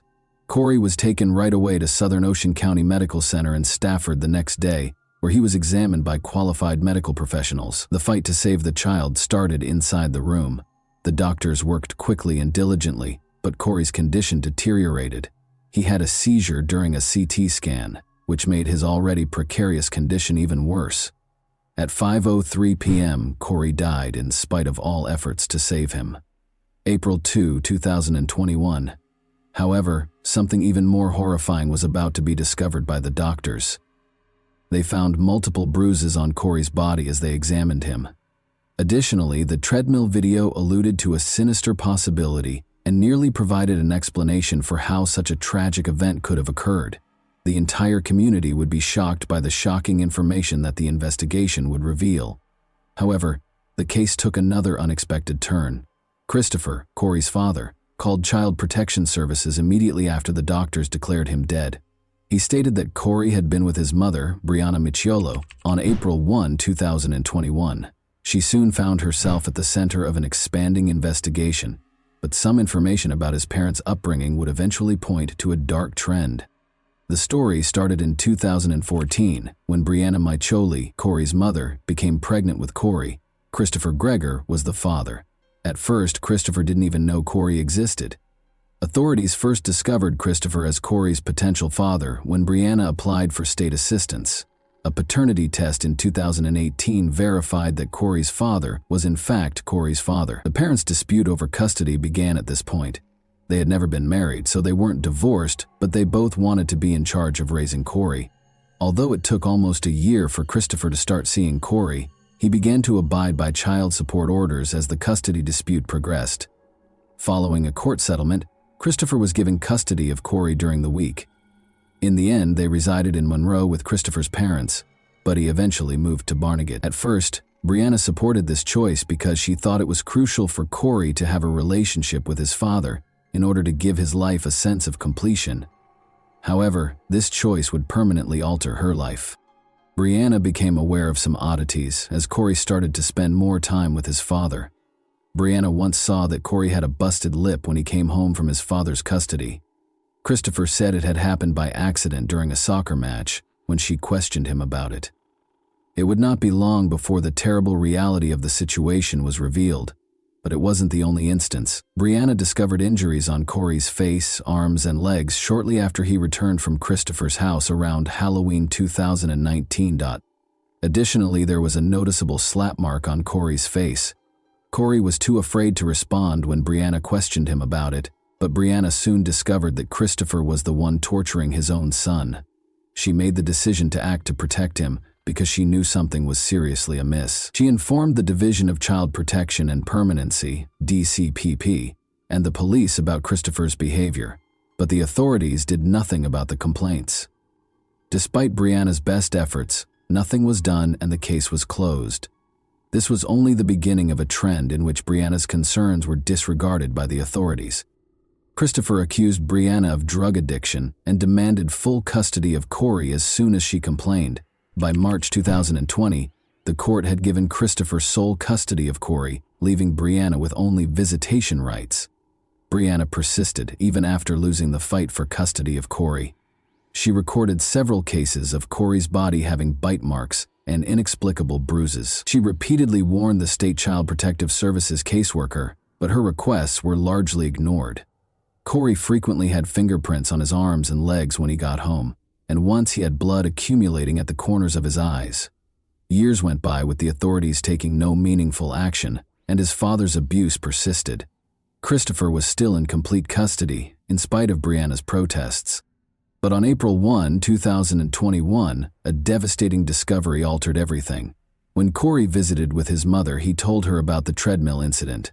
He disclosed that he had been made to run at an abnormally high speed by his father weeks prior. The events of that day were also captured on CCTV.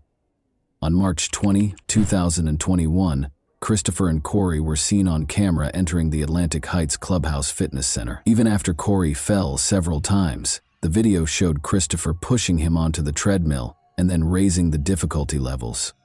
However, this was not even the most devastating aspect. Christopher thought his son needed a lot of exercise because he was overweight. Christopher's abuse of his son was evident. Brianna acted right away after being horrified by Cory's remarks regarding his father. She reported the abuse to authorities the next day and requested emergency custody of Cory. However, there was yet another disappointment. The family court judge rejected Brianna's request, despite her urgent pleas, claiming that Cory was not in immediate danger.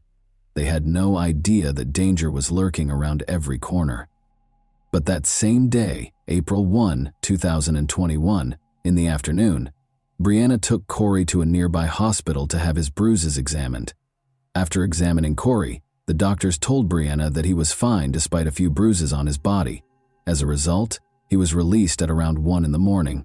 On the same day, Christopher insisted on taking Cory back, even though Brianna wanted to keep him with her. Everything changed at approximately 9 a.m. on April 2, 2021. While in Christopher's care, Cory became very sick and unresponsive. Tragically, Cory was declared dead a few hours after Christopher hurried him to the hospital on April 2 at approximately 4 p.m. Christopher's response stunned everyone even more. Christopher held Brianna accountable for Cory's demise. He had recently lost his son, so it seemed strange that he was assigning blame so soon after the tragedy. However, this was only the start. The story was about to take more turns. After learning of Cory's passing, Christopher chose to spend 3 months out of state rather than grieving for his son right away. He once more tried to place the blame on Brianna, Cory's mother, after the police apprehended him. Brianna was devastated when she learned of her son's passing. She was overcome with grief and regret for all the choices that had resulted in Cory being placed in his father's custody, which ultimately had a terrible consequence.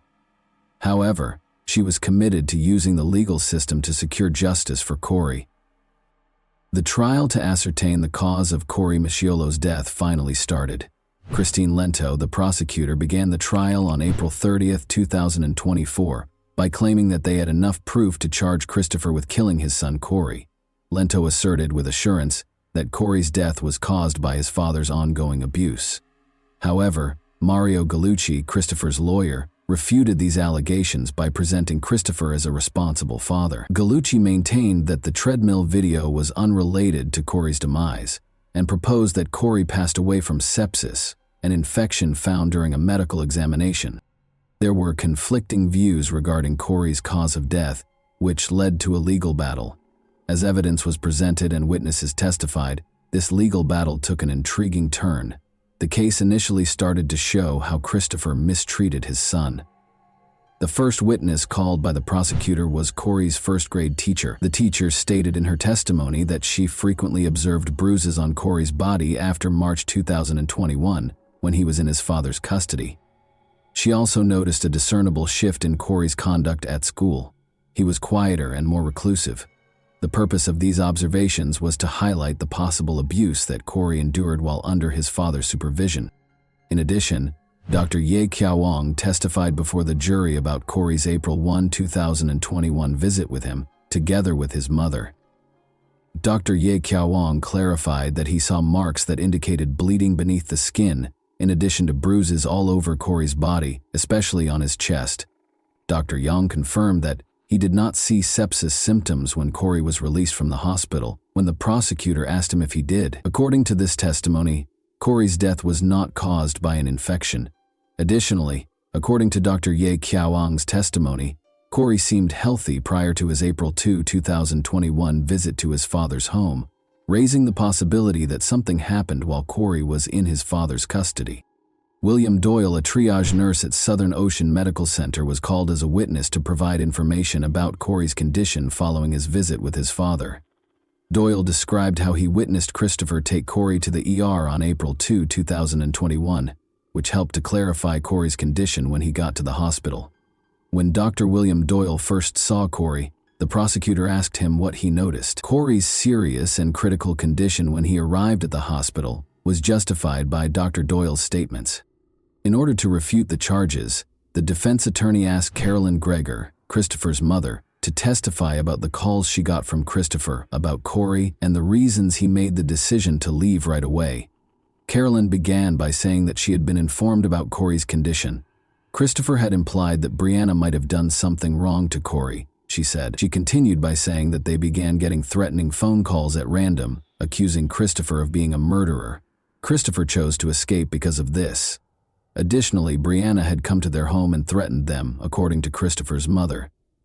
Carolyn, however, clarified during the judge's questioning that Brianna never threatened to attack them or set fire to their home. She only clarified that she was referring to the treadmill video when she mentioned Brianna making threatening calls. Attorney Mario Gallucci also introduced Christopher's father, David Greger, a retired New Jersey State Police officer who testified about his first encounter with Cory. The emotional side of Christopher's parents was brought to light by this testimony. When David talked about his only grandson, Cory, he was clearly emotional. David told the defense attorney that he didn't want to watch the treadmill video footage because he didn't want it to be his final recollection of Cory. He acknowledged that Christopher had mistreated Cory in the treadmill video, though. Thus, despite attorney Mario Gallucci's tenacious defense of Christopher, all the facts and assertions were deemed unfounded when prosecutor Christine Lento produced the most important piece of evidence, the manner of death, which established Christopher's guilt for his son's passing.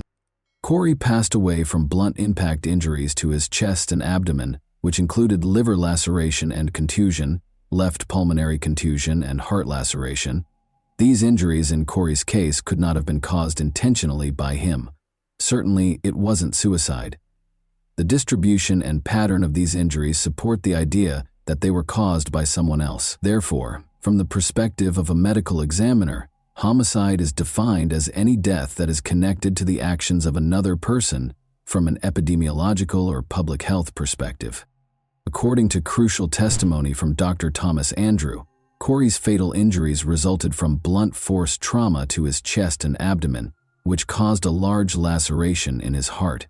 His professional evaluation categorically categorized Cory's death as a homicide, stressing that the seriousness of these wounds suggested intentional human behavior rather than unintentional causes. He added that the forensic test revealed no evidence of a sepsis in fact. However, this conflict did not stop there.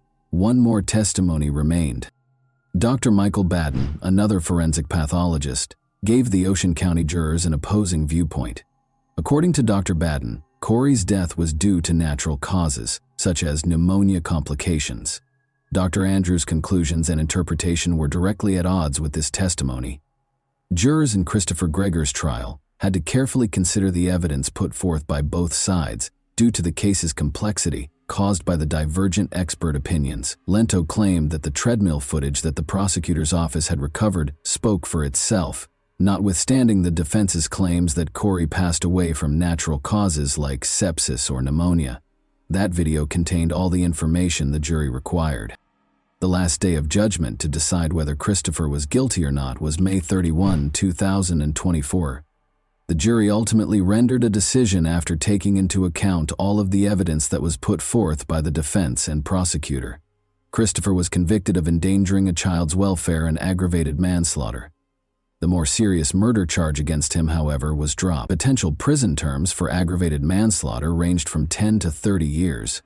Christopher might have received a life sentence, though, if he had been found guilty of murder.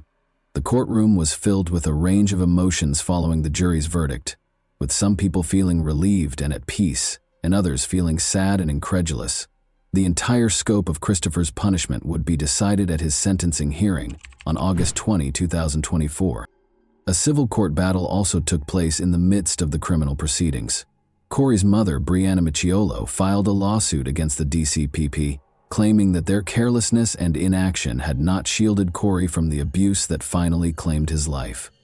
With the help of advocacy organizations and those who shared her values, Brianna's efforts to effect change grew stronger. The tragic tale of Cory serves as a reminder of children's vulnerabilities and our shared duty to protect them.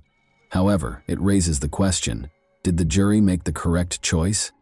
And that wraps up today's chilling story. If you enjoyed this video, don't forget to like and subscribe so you never miss a new upload.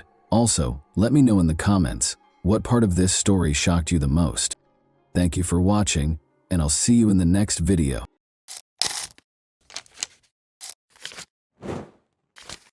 Hey guys, welcome to my channel, and today we're going to take a look at another horrible case with you. Carol Ann Barrett's murder was a terrifying mystery for 44 years. The 18-year-old high school student went missing on March 23, 1980. While she was spending spring break with her friends in her hotel room in Daytona Beach, Florida. Later, her body was discovered left on a highway. Carol's family and friends were left without answers when the case went cold, despite the fact that a sketch of the suspect was made based on witness descriptions. However, in a startling turn of events, a serial killer who had been convicted came forward and confessed. What made this predator come clean after all these years? And who was he? Could Carol's loved ones finally find closure as a result of this confession? When 18-year-old Carol Ann Barrett jumped in to save her 3-year-old niece Claire Gilligan from drowning during a family pool party in Zanesville, Ohio, in March 1980, she demonstrated courage and quick thinking. In a 2019 interview, Claire recollected this event and explained how Carol had saved her life by performing CPR on her for 10 minutes. "My aunt was a hero," she remarked, highlighting their close relationship. Carol tragically lost her life under horrific circumstances just 1 week after saving her niece, and her murder remained unsolved for more than 40 years. Carol, a senior in high school from Ohio, had spent spring break in Daytona Beach, Florida, with 7 of her friends. 2 a.m., a stranger broke into the girls' hotel room on Sunday, March 23rd. With a gun in hand, he ordered the group to strip and threatened to murder one if they resisted. He chose to hold one of them hostage in order to guarantee his escape free from police intervention. The intruder initially targeted Carol's friend Pam, but he was provoked by her panic. Carol showed incredible bravery by offering to go instead. Before removing Carol, the attacker locked her friends on the balcony. Soon the police were called. A police sketch of the suspect was made after speaking with Carol's friends, who had all gone through the ordeal and seen the kidnapping. Unfortunately for Carol, it was too late.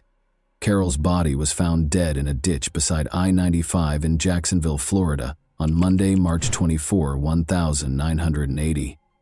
The back of her head had been shot execution style. The Jacksonville Sheriff's Office was unable to identify the murderer despite the kidnapper's sketches.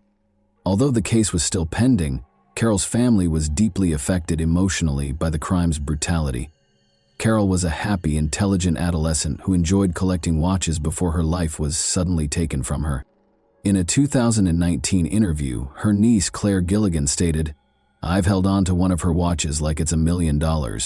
I know it sounds weird, but I'd just like to have her things to remember her by." Carol's family was subjected to cruel prank calls following her death, with anonymous callers threatening, "You're next." This harassment added to their grief and made Claire more aware of the dangers in the world, which led her to pursue a degree in criminal justice. However, Carol's family was still plagued by the decades-long lack of answers. The unresolved murder of her aunt left Claire with a permanent wound. "I get so mad when I watch crime shows and they find the criminal. Those families have closure and I never will," Claire said. The mystery remained, despite attempts to rekindle interest in Carol's case, such as 2 stories broadcast by Action Newsjacks in 2017 and 2018, and the distribution of both computer-generated and hand-drawn sketches of the suspect. But the family remained hopeful that justice would eventually be done. Investigators and family members trying to solve the mystery of Carol's death had several important questions. What exactly happened before the break-in at the Daytona Beach hotel room? Were there any witnesses who might have seen the suspect before or after the incident, outside the group of friends? Was there any connection, even a shaky one, between Carol and the criminal? Would they be able to identify the murderer through sophisticated forensic investigation? Had there been any comparable incidents nearby that could point to a trend or offer clues as to the identity of the suspect? Could Carol's killer or someone with knowledge of the crime be connected to the spoof phone calls made to her family? Even as the investigation went on, the questions kept coming. Decades passed, but the murderer in the police sketch was never apprehended. Carol's murder was eventually deemed a cold case. The Jacksonville Sheriff's Office, JSO, obtained a confession from a convicted serial killer about the murder of 18-year-old Carol Ann Barrett in a startling turn of events that offered some closure to the long-running cold case. When the JSO Cold Case Unit made the decision to review the evidence, the case was brought back to life in August 2017. After a thorough examination, they ultimately determined that Billy Mansfield Jr. was a person of interest in 2022. In September 2022, Mansfield, already serving a prison sentence for a string of murders, acknowledged after several interviews that he was the person pictured in the police sketch. He admitted to taking Carol from her Florida hotel room in March 1980 and killing her soon after. Convicted serial killer Billy Mansfield Jr. had been hiding in plain sight the entire time. However, who was he, and how did he spend over 40 years avoiding justice for Carol's murder? The oldest of 5 children, William Mansfield Jr. was born in Grand Rapids, Michigan, in 1956. His home life was far from perfect, even though he was said to have had a good upbringing. William Sr., his father, was a convicted child molester who fostered his son's erratic conduct. Mansfield's decision to forge his birth certificate and leave school at the age of 14 in order to enlist in the Army was probably influenced by this dysfunction. Mansfield's problems only got worse while serving in the military.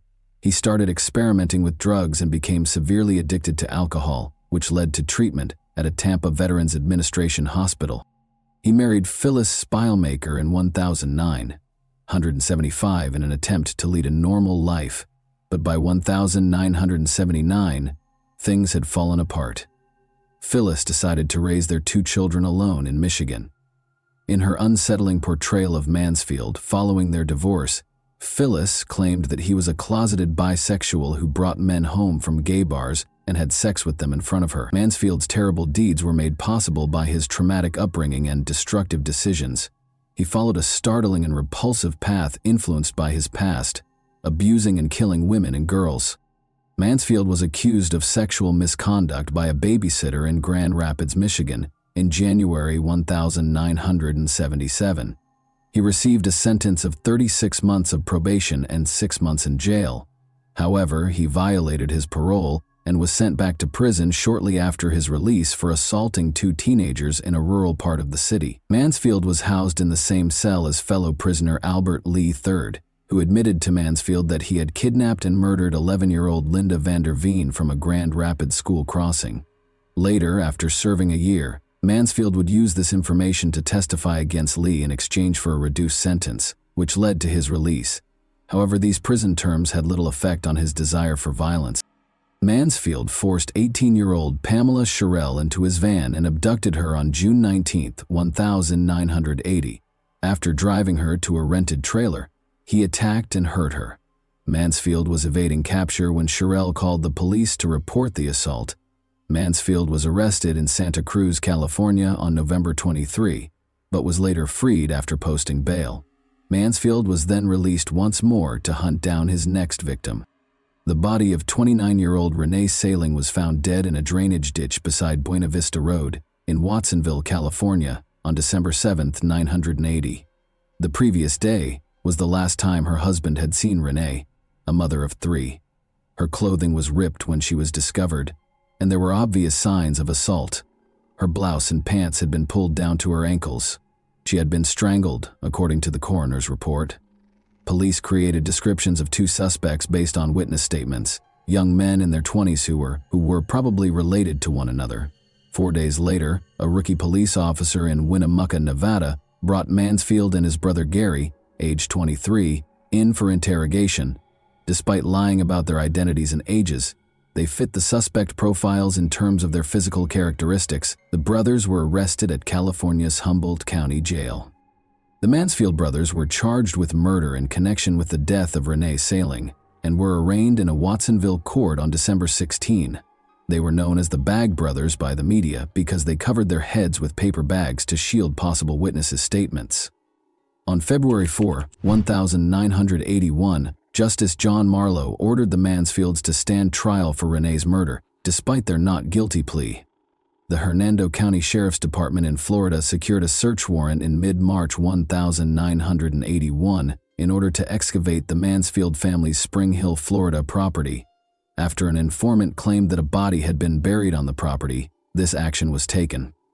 After a protracted search and excavation, authorities finally discovered a real house of horrors. The first set of skeletal remains, which included a skull, was discovered in a shallow grave that was blanketed. These remains were sent for analysis right away. Dr. William Whitman, a pathologist, identified the bones as those of a female under 20 who had passed away approximately 5 years prior. Persuaded that the site contained more remains, metal detection specialists and other officers from nearby counties were called in to assist. Continued excavations over the next few weeks produced more upsetting findings. On March 24th, investigators found a small sack of human bones beneath the fireplace, after initially finding the bones of cows and chickens. Inspired by this discovery, researchers dug deeper and discovered more skeletons, all of them young women. 4 victims' remains were discovered interred on the Mansfield property in Florida. Elaine Louise Ziegler, a 15-year-old adolescent girl who vanished on New Year's Eve of 1975, was identified as the first body discovered at the property based on the skull, skeletal features, and a missing tooth. Elaine was on vacation with her mother and stepfather when she vanished from a KOA campground near Brooksville, Florida. Elaine is originally from Parkman. Elaine's parents filed a missing persons report after she was last seen leaving for the camp showers and did not return the following day. Initially thinking Elaine was a fugitive, the local police department and volunteers set up search parties to comb the area. Some said they saw a girl who fit her description riding a motorcycle, and when questioned, she said she was going back to Others claimed to have witnessed a girl who fit her description talking to a man in his 20s close to the shower area before he got into his car, which was a light blue Ford with Florida license plates.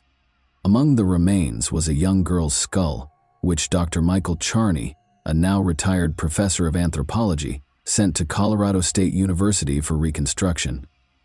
Jane Doe, the victim's tentative name, was believed to be under 13 years old. Sadly, no conclusive matches were ever found, and her identity is still a mystery. It wasn't until July 2022 that the third body, a white woman between the ages of 22 and 30, was identified, thanks to a breakthrough in genetic genealogy. On May 16, 1980, Teresa Finningham, then 16 years old, was reported missing after she did not appear for a scheduled job interview in Tampa, Florida. Teresa, a Hillsborough Community College employee and native of Tampa, was last seen on April 27, 1980, in the Pam's Liquor Lounge parking lot with a man who was described as a biker. She had left her glasses and car keys at the bar. Forensic dentistry was later used to identify her decomposing body. The Mansfield family home in Spring Hill was searched again almost 40 years after the original excavation. In October 2020, Mansfield's brother Gary was arrested on drug charges, which led to the second search. More human remains were found to have been traced, presenting a somber image of a serial killer whose crimes had been ignored for years. The families of the victims have found some closure as a result of the excavation and identification efforts, but there are still many unanswered questions regarding the full scope of the Mansfield brothers' crimes. In order to avoid local publicity bias, Mansfield's trial for the murder of Renee Saling in California was rescheduled to the city of San Rafael after the skeletons were discovered in 1981. His prior criminal activity and serial killing spree garnered media attention during the trial. A mistrial resulted from the jury's inability to reach a unanimous verdict in spite of the evidence presented. Chip Harp, the assistant state attorney, asked for and received a 6-month delay. On February 8, 1982, the new trial was scheduled to begin. Mansfield was charged with the murder of the young women discovered buried on his family's property at this time by a Florida Hernando County court. At the time of this indictment, Mansfield was being detained at the Santa Cruz County Jail in California. Mansfield's brother Gary and a woman named Cindy consented to testify against him at the retrial. He was sentenced to 25 years to life in prison.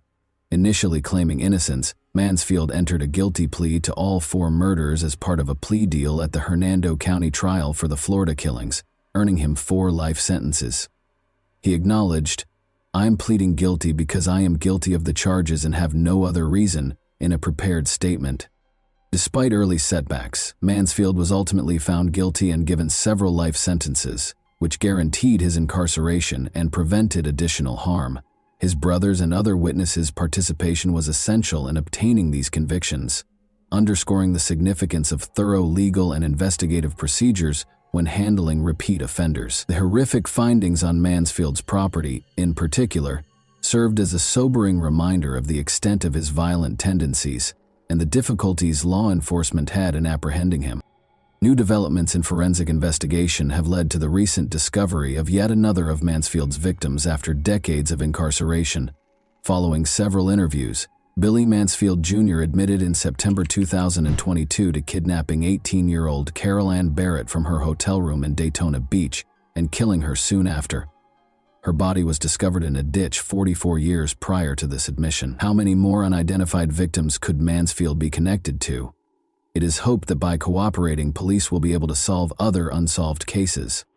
Mansfield, now 68, is already serving 4 concurrent life sentences in Florida for different murder cases, in addition to a life sentence for murder in California. The state attorney's office in the 4th Judicial Circuit chose not to press further charges against him because he was already in jail when he confessed to killing Carol Ann Barrett. After more than 40 years of uncertainty and sorrow, Mansfield's confession offers the Barrett family some measure of closure. The case's reopening and the confession that followed demonstrate how law enforcement will continue to pursue justice, even as memories fade and time goes on. Because of the investigators' unwavering efforts to solve her murder, Carol Ann Barrett's story, which was marked by both her tragic end and her heroic final act, now has a conclusion. The events of that fateful night still leave us wondering what really happened as we reach the end of this incredible tale. What do you think of Carol's courage in offering to accompany Mansfield instead of her friend? Do you think there are more bodies buried elsewhere in Mansfield? And that wraps up today's chilling story. If you enjoyed this video, don't forget to like and subscribe so you never miss a new upload. Also, let me know in the comments what part of this story shocked you the most. Thank you for watching, and I'll see you in the next video.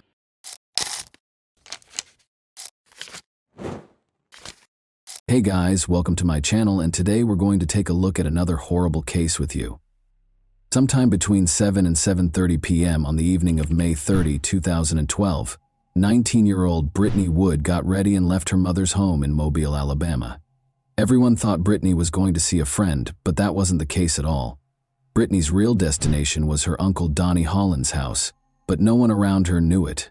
But what started out as a routine visit would turn into a terrifying experience for the family and the police. On June 1, 2012, 2 days later, the police discovered something horrifying.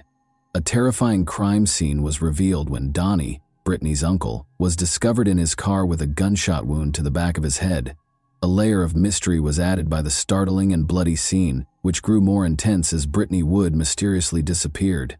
Did Britney contribute to Donnie's demise, and, if so, what motivated her to act in that way? Or did someone else kidnap Britney in addition to killing Donnie? Britney's dream has always been to work as a hairdresser and eventually open her own salon. But the little girl, who was only a teenager, would meet a man named Andy Woods. As their relationship grew, their lovely daughter Peyton was joyfully born in 2009, when Britney was only 18. At first, Britney relished the independence of youth, but the arrival of Peyton marked a significant shift in her life. But when Andy and Britney split up a few months after Peyton was born, her life took an even more dramatic turn. In spite of the split, the couple decided to share custody in order to keep their relationship cordial and beneficial for their daughter's welfare. Following this, Britney started dating and had a number of short-lived relationships. Spending time with her family, especially her brother Derek, whom she viewed as her protector, brought Britney joy. When Britney looks back on her past, she realizes that her turbulent experiences also stemmed from her early years. When she was a baby, her mother, Chessie Wood, and her father, Wallace Hinckley, got divorced. Britney and her father had a good relationship in spite of the divorce. The primary issue, though, was her relationship with her uncle, Donnie Holland. Donnie was always kind to people around him and seemed like a fun-loving guy, but his story was more complicated than it seemed on the surface. In fact, Donnie was being investigated at the time of his death for his alleged involvement in a child abuse ring that involved other family members, including Britney's household members. Is there a link between Donnie's eventual death and everything that happened in the past and Britney's disappearance? Around 7:30 p.m. on the evening of May 30, 2012, Britney left her home, leading her family to believe she was going to see a friend. Later that evening, they tried to get in touch with Britney but were unsuccessful. At first, the family didn't suspect anything was wrong because they were used to her spending days with her friends. However, they were unaware that this was not one of those evenings because they did not know where Britney was. 2 days later, on June 3, 2012, Britney's uncle Donnie Holland was discovered in his car, the engine still running, in a remote location with a view of the Fish River. The family was met with a terrifying discovery. He was shot behind his ear, at the back of his head. After being taken to a nearby hospital, he had already died. After hearing this heartbreaking news, Britney's family made another effort to get in touch with her and let her know about the tragedy. Sadly, their efforts were unsuccessful because her phone was dead and still unresponsive. The family became increasingly worried when they couldn't find Britney at her regular hangouts. They quickly made their way to the Mobile County Police Station and reported the missing person. This sparked a number of inquiries that involved Britney and Donnie. The police searched the crime scene thoroughly in hopes of finding any evidence that would help them solve the case quickly. After a thorough search, they found a phone battery and a small gun inside the vehicle. Chessie, Britney's mother, said that bags had been placed on Donnie's hands while she was in the hospital, most likely to be tested for gunshot residue. Why these bags were taken out without being tested is still unknown, though. Along with the investigation, the police spoke with Wendy Holland, Donnie's wife, and Jennifer Gonzalez Moore, their friend, who found Donnie's body. When they discovered Donnie about a mile from the main road, they said he was still gushing blood. The reason for their search and the details of the interrogation, such as whether Donnie was still alive, are still unknown. There was a strong suspicion, though, that Wendy was somehow involved in this incident. Presuming the gun was the one used to shoot Donnie, the police collected it along with the phone battery, but when Britney's best friend, Tiffany Bailey, acknowledged that the gun was Britney's, things took an unexpected turn. Tiffany disclosed that just before she vanished, Britney had bought the gun for protection. Suspicions were running high and people started wondering if Britney or Wendy and her friend were involved. But there was still another way to look at the story. Donnie was being investigated at the time of his death for allegedly being a part of a troubling child abuse ring that involved multiple members of his own family. He died from a gunshot wound while sitting in his car just half an hour before he was supposed to meet with the investigators to talk about these claims. According to former Baldwin County Sheriff's Office Detective Eric Winberg, Donnie probably expected to be arrested and killed himself, just before the scheduled police meeting. The search for the truth started amid the assumptions and suspicions. Examining phone records was the first step in the investigation. The battery that was discovered in Donnie's vehicle turned out to be that of Britney's cell phone. Additionally, it was verified by the call logs that Donnie and Britney actually met on May 30, 2012, the day she vanished. According to the documents, Donnie had driven Britney to the house near Styx River after picking her up at her mobile home. Britney's text logs showed that she was messaging non-stop until 11:30 p.m., when she suddenly stopped. Early on May 31, they arrived back at mobile, just as her phone died, ending the opportunity to gather any more information. As a result of these disclosures, the police force's investigation into Britney took extreme action.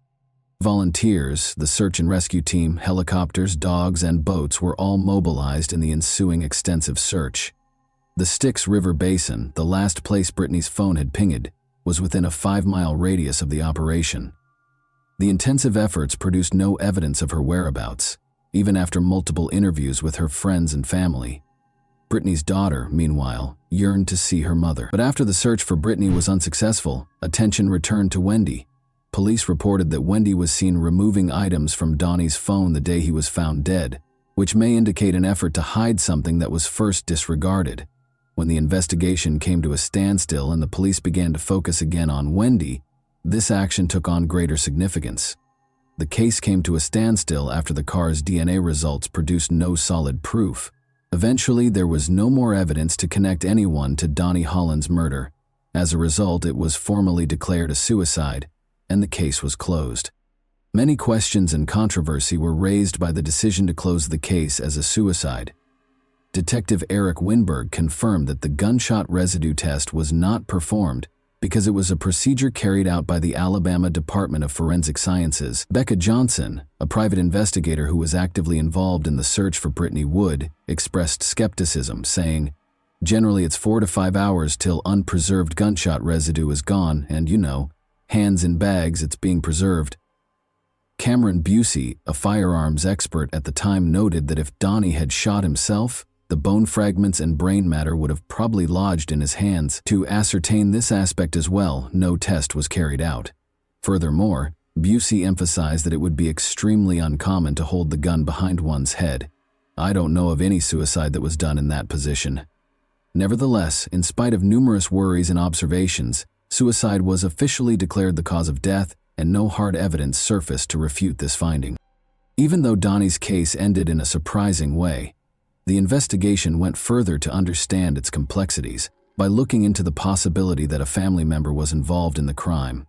The family had been concealing a troubling past for years, but the investigations revealed it.